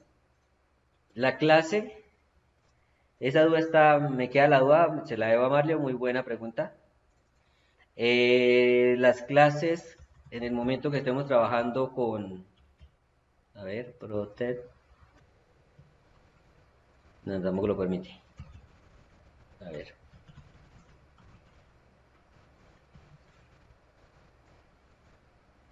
Bueno, cuando estemos trabajando con herencia no es el protect, sino el extends. ¿Cómo es? Extends. Pero bueno, y aquí se le dice de cuál se extiende, pero esos son conceptos para otro momento y los enredaría un poco. Luz, ¿tienes alguna pregunta?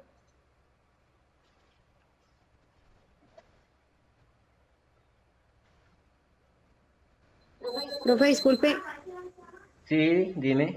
o sea, nosotros siempre que trabajemos en programación, o sea, esas cosas solamente las puede ver el programador, entonces, ¿cómo sería ahí que public, protect, o sea, la persona a la cual a través del servidor no puede ver eso? O sea, porque igual nosotros cuando trabajamos eso no lo puede ver la otra persona, somos los Cuando programadores los que vemos te hago eso. una pregunta, cuando tú accedes con tu cuenta de usuario a Gmail, a Facebook o a Territorium, tú sabes si la variable que estás pasando, cómo se llama, si es pública, si es privada, qué método llama.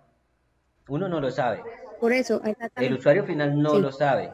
Esto es para el diseñador y el desarrollador. El usuario final solo ve la interfaz final y el usuario final lo usa. Y uno como programador lo que hace es crear una interfaz que el usuario le quede fácil de entender. El usuario no sabe qué sucede internamente, no sabe si la variable va pública, si va encriptada, etcétera. Todas esas cosas las sabe es el programador, el usuario solo sabe los resultados. Al usuario se le muestra el formulario para el que ingrese datos y se le muestra el resultado de esos datos que ingresó. Y listo. Detrás de eso, ¿quién sabe? El diseñador y el programador. Esto no es para el usuario final. ¿Listo? Esto lo que hace es determinar qué es lo que puede manipular el usuario final. Sí, sí. Esto es lo que el usuario final va a manipular. Pero en resumen, esto lo que me dice los diagramas es de qué manera se me comporta y de qué manera va a estar estructurado mi sistema. Es la definición de todas las partes del sistema.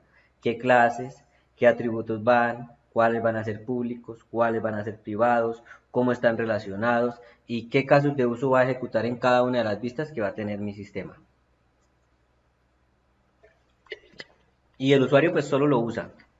El usuario no tiene que entrar a esa parte compleja de la programación porque para eso estamos nosotros, para hacerle la vida fácil al usuario final.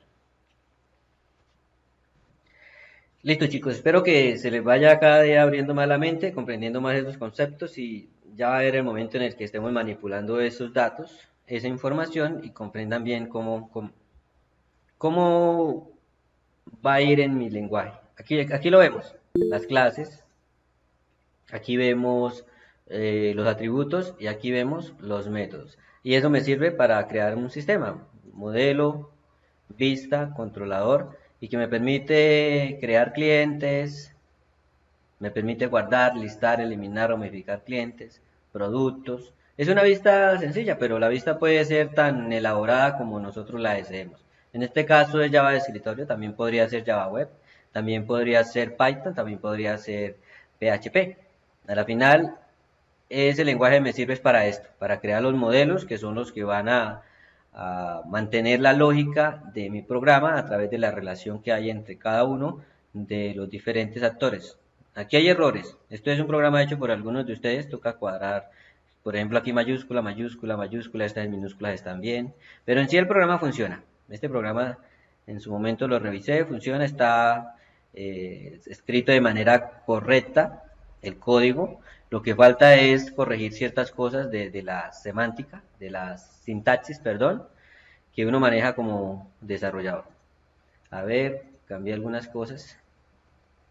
Pero bueno, listo. Para llegar acá, debemos pasar antes por acá.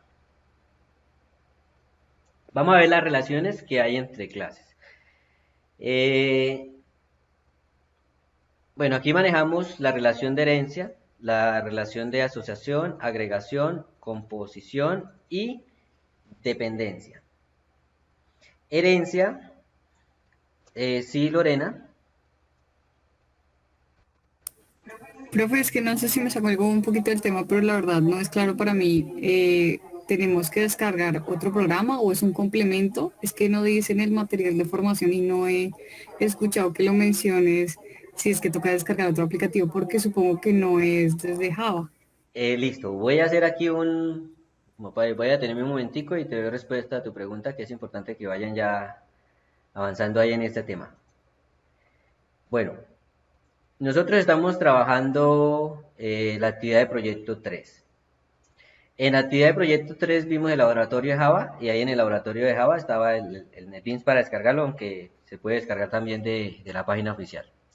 El siguiente laboratorio que vamos a ver es el de UML.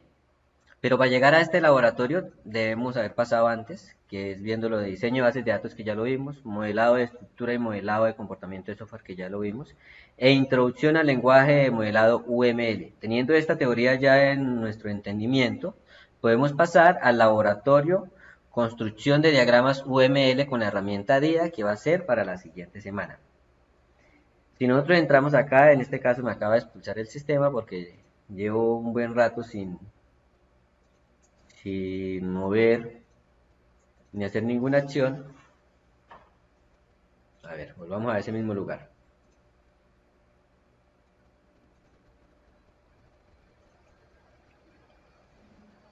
Listo, actividad de proyecto 3, material de formación.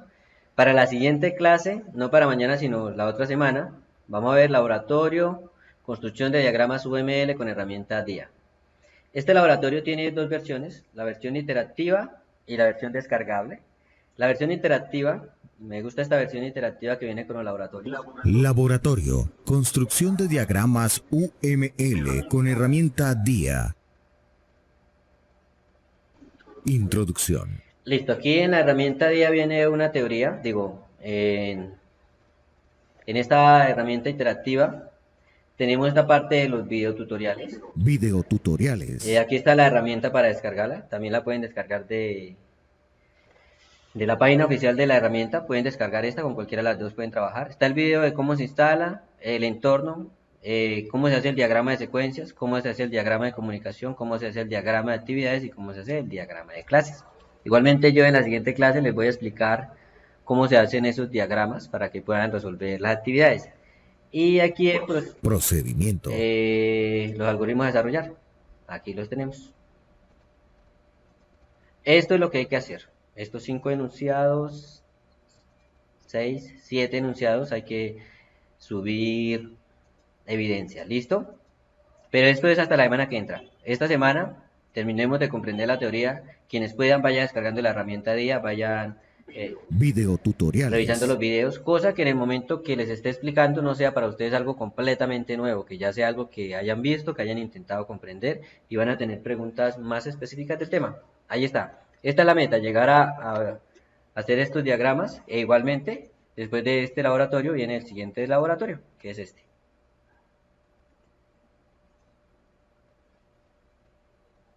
Laboratorio. Construcción de MER con herramienta DIA.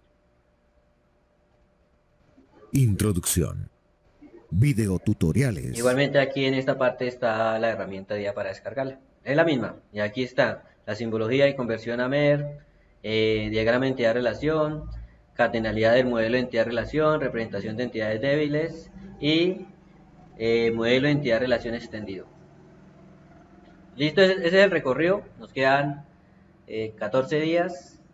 Esta semana pues ya se fue. La siguiente que vemos el primero laboratorio y la siguiente semana que vemos el segundo laboratorio. Y ahí pues terminamos de fase e iniciamos la fase de, análisis, diseño. No la tengo aquí todavía activa, pero se la activo en el momento. ¿Listo? Espero haber solucionado la pregunta. Sí, profe, gracias. Vale, con gusto. Vayan avanzando y viendo sus laboratorios e intentando resolver, muchachos. Esa es la tarea final. Listo, continuamos con la introducción. Las relaciones, aquí vamos a trabajar herencia, asociación, agregación, composición y dependencia. Herencia fácil de entenderla, todos desearíamos una herencia, aunque tenemos la herencia de nuestros padres que son sus genes. Igualmente sucede con las entidades. Entonces aquí hay un ejemplo. Tenemos la clase muebles y de esa clase muebles puede heredar la silla, que es un mueble, la mesa, que es un mueble, el sofá, que es un mueble. Cuando se habla de herencia, ¿qué quiere decir? Que al heredar silla de la clase muebles, también hereda todos sus métodos y todos sus atributos. Todos sus métodos y todos sus atributos, además de los que tiene específicamente. Por ejemplo, volvamos acá. Tenemos la clase figura geométrica. Figura geométrica igualmente podríamos hacer herencia, tener el círculo, la esfera que tiene volumen, la esfera, el cono, el cilindro, etcétera. Aquí podemos agregar para cada tipo de figura una clase. Y al heredar quiere decir que va a heredar el calcular área, el calcular volumen y va a heredar cada uno de los atributos, además de los atributos específicos que se le agreguen a dicha clase. Uno hace herencia cuando las clases van a tener una característica en específico. Si no vamos a tener esa necesidad, podríamos dejar el mueble, todas las características y hacer una relación con tipo de mueble y ahí crear sillas, mesas, sofá y todos los que nosotros deseemos. O lo podemos hacer igualmente con la metodología de herencia. Listo. Profe, disculpe. Dime. También se le podría llamar como... Es cuando cumple, una herencia puede ser cuando cumplen una función en común. Ejemplo, el mueble sirve para sentarte, la silla también. El sofá también. No te entendí qué dijiste. La mesa. No, profe, que yo pensé que también se le podía llamar, o sea, era como una herencia, le podía llamar como una función, o sea, una que cumplen una función entre sí. Ejemplo, el mueble cumple la misma función que la silla, el sofá, pero ahí me di cuenta que la mesa no. Ah, ok. El tema de herencia va más hacia el tipo de la clase principal. Sabemos que muebles pueden ser estos. Figuras geométricas. Sabemos cuáles pueden ser las figuras geométricas. Y así sucesivamente, pues nos van a ir apareciendo clases que podemos hacer esta relación de herencia. Por ahora no nos vamos a complicar tanto con ese tema. Quiero que sepan que existe, que es uno de los pilares de la programación orientada a objetos y que comprendan que son clases, ¿sí? No tiene que ver con la funcionalidad que hacen entre sí, sino el parecido que tienen entre ellas. Como nosotros con nuestros padres sabemos que heredamos nuestra estatura, nuestro color de piel, de muchas cosas en el ADN, el comportamiento, los sentimientos, todo eso igualmente sucede con esto. Son cosas que pueden tomar de los demás. Entonces, una silla tiene estas características, una mesa tiene estas características, y un sofá tiene estas características, además de las características en específico que van a llevar por el motivo que decidimos separarla y utilizar la metodología de herencia, la relación de herencia. ¿Listo? Ahora vamos a ver la parte de agregación y la parte de composición. ¿Qué ocurre acá? Lo voy a leer y ya les explico bien.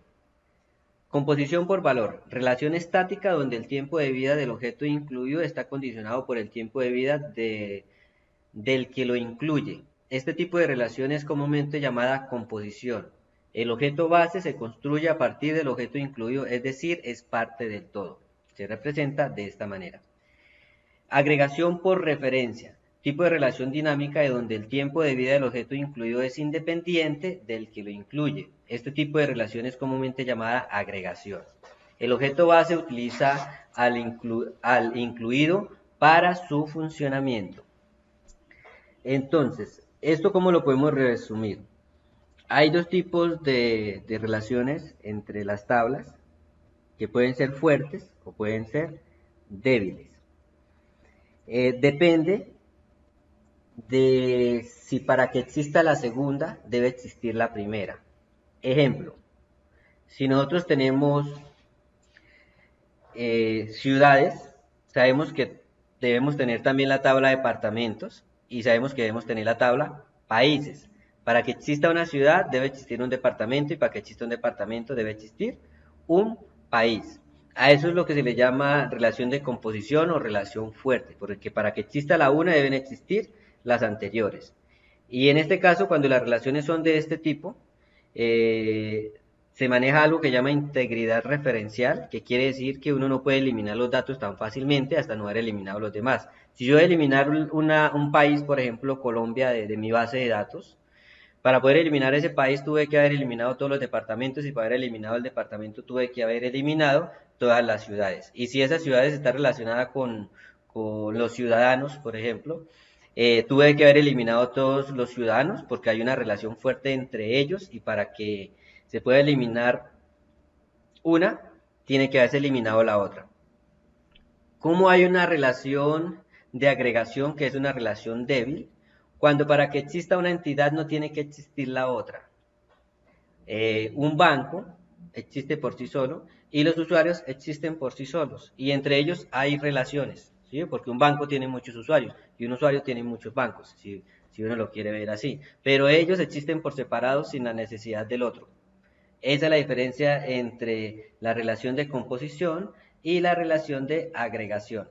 Composición son relaciones fuertes, para que exista una tiene que existir la anterior, y agregación, para que exista una no tiene que existir la anterior, son entidades separadas. Aquí tenemos un ejemplo, estas son fuertes, esta es fuerte, esta es débil, porque un restaurante y un cliente existen por sí solos, pero un pedido no existe si no existe un restaurante, tiene que existir, como una ciudad no existe si no existe un país. ¿Listo? Quiero que les queden claro eso. Existen relaciones fuertes y relaciones débiles, dependiendo si para que exista una tiene que existir la otra. Ejemplo, ciudades, departamentos y países, o restaurante y clientes, o banco y clientes, o un sistema y el usuario. Normalmente las relaciones que va a estar entre el sistema y el usuario son débiles porque el usuario existe por sí solo. ¿Listo? La relación de asociación entre clases permite asociar objetos que colaboran entre sí. Cabe destacar que no es una relación fuerte, es decir, el tiempo de vida de un objeto no depende del otro. Entonces, los pedidos y los productos. Entonces, un pedido tiene muchos productos y entre ellos va a existir esa relación y los productos existen independientemente de los pedidos. La dependencia representa un tipo de relación muy particular en la que la clase es instancia, su instanciación es dependiente del otro objeto. Entonces, restaurante, servicio. El servicio existe solo porque existe el restaurante, que es quien crea dicho servicio. Mientras que el producto existe sin importar si existe un pedido. Existe porque existe independientemente. Entonces hay que aprender a tener conciencia de eso y reconocer. Van a haber muchas clases que se van a desprender de otra y una existe porque existe la otra. Y van a haber clases que van a existir independientemente una de la otra. Y hay que reconocer qué diferencia hay entre una u otra. Y las relaciones más importantes que vamos a ver no son específicamente estas, son importantísimas. Esta que vimos acá, si es fuerte o si es débil. Estas las vamos a ver más detalladamente con la parte donde trabajemos lo de muchos a muchos, uno a muchos y así sucesivamente. Volviendo al ejemplo del caso de uso gestión de cistas, el respectivo diagrama de clases es el siguiente.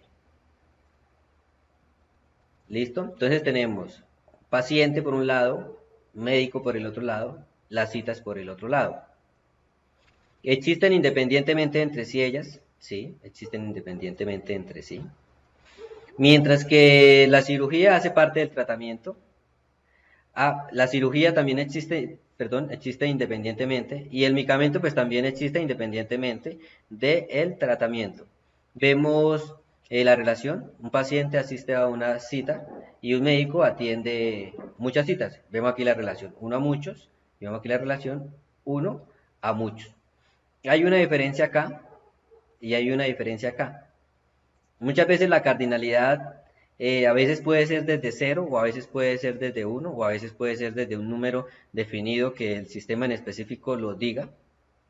Cuando es desde 0 pues se hace de esta manera. Cuando tiene que especificar el inicio se hace de esta manera. Pero indica igualmente una relación de uno a muchos, de uno a muchos. En este caso estas dos relaciones son débiles y esta relación con cirugía igualmente es débil. Voy a continuar avanzando. Chicos, hasta acá dejaré la clase de hoy. Considero que ya es suficiente teoría. Espero que aprovechen el día y alcancen a leer buena parte de esta teoría. Si no alcanzan, pues igualmente tienen toda la semana para estudiarla. Inicien a ver lo que son los laboratorios y mañana pues seguiremos estudiando el tema y seguiremos comprendiendo. Sería muy bueno que alcanzaran a leer parte de él y lleguen con preguntas para irles dando respuestas. ¿Listo, chicos? Entonces, por hoy dejamos hasta aquí. Muchísimas gracias por su asistencia.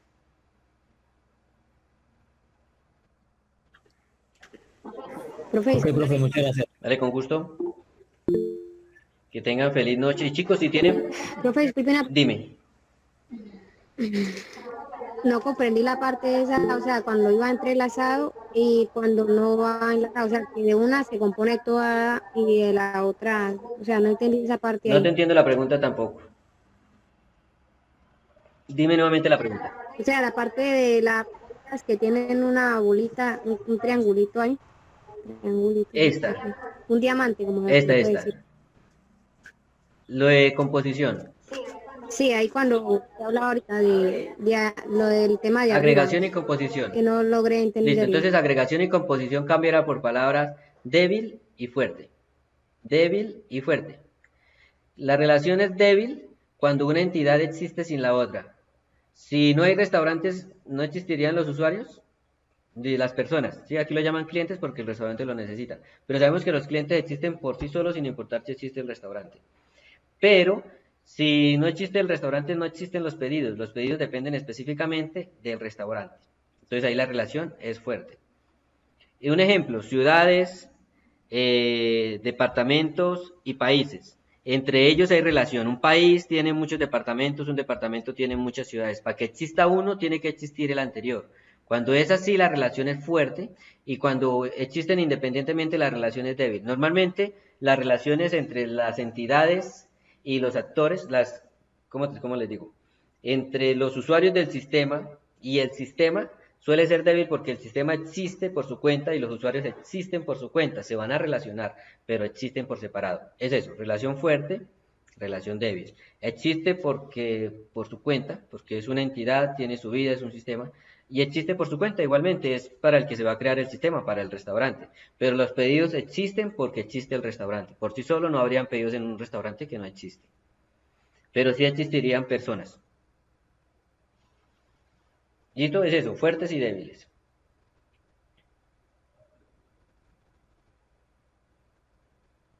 Listo, chicos, quiero saber si tienen preguntas. Y para Profe, en la parte, disculpe, muchas gracias, esa parte la comprendí. La parte de arriba, donde estaba usted explicando que también hay dos flechitas, esa. esta, por ejemplo. ¿Sí? Aquí está diciendo que el tratamiento con la cirugía y con el medicamento tienen una relación débil. ¿Por qué? Las cirugías existen por su cuenta sin importar si existe el tratamiento, y los medicamentos también igualmente fueron creados. Una cosa que el médico en su sabiduría pues creó un tratamiento que lleva ciertos medicamentos y creó un tratamiento que lleva ciertas cirugías, pero por sí solo los métodos existen solos. Entonces la relación es débil entre ellos. Profe, disculpe, y la parte donde está la flechita, pero, o sea, no es una flecha Esta punteada, con una línea, sino siempre ha sido así. esta flecha punteada, ¿sí? Sí, señor. Listo, esta flecha Sí, punteada señor. es esta, la relación de dependencia. Representa un tipo de relación muy particular en la que una clase es instancia. Su instancia es dependencia del otro. Es decir, que esta clase existe solo si existe esto. Es parecido a las relaciones fuertes, que una existe solo si existe la otra. Y representa eso, que es dependiente. Es decir, el tratamiento depende del médico.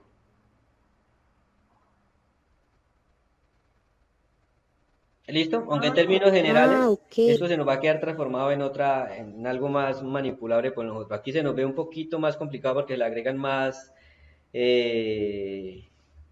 tipos de relaciones, diferentes a las tres básicas que vamos a manejar ya en el fondo de este diagrama. Pero bueno, a la final van a darse cuenta que es muy manejable, y con la práctica van a poder crear rápidamente sus sistemas.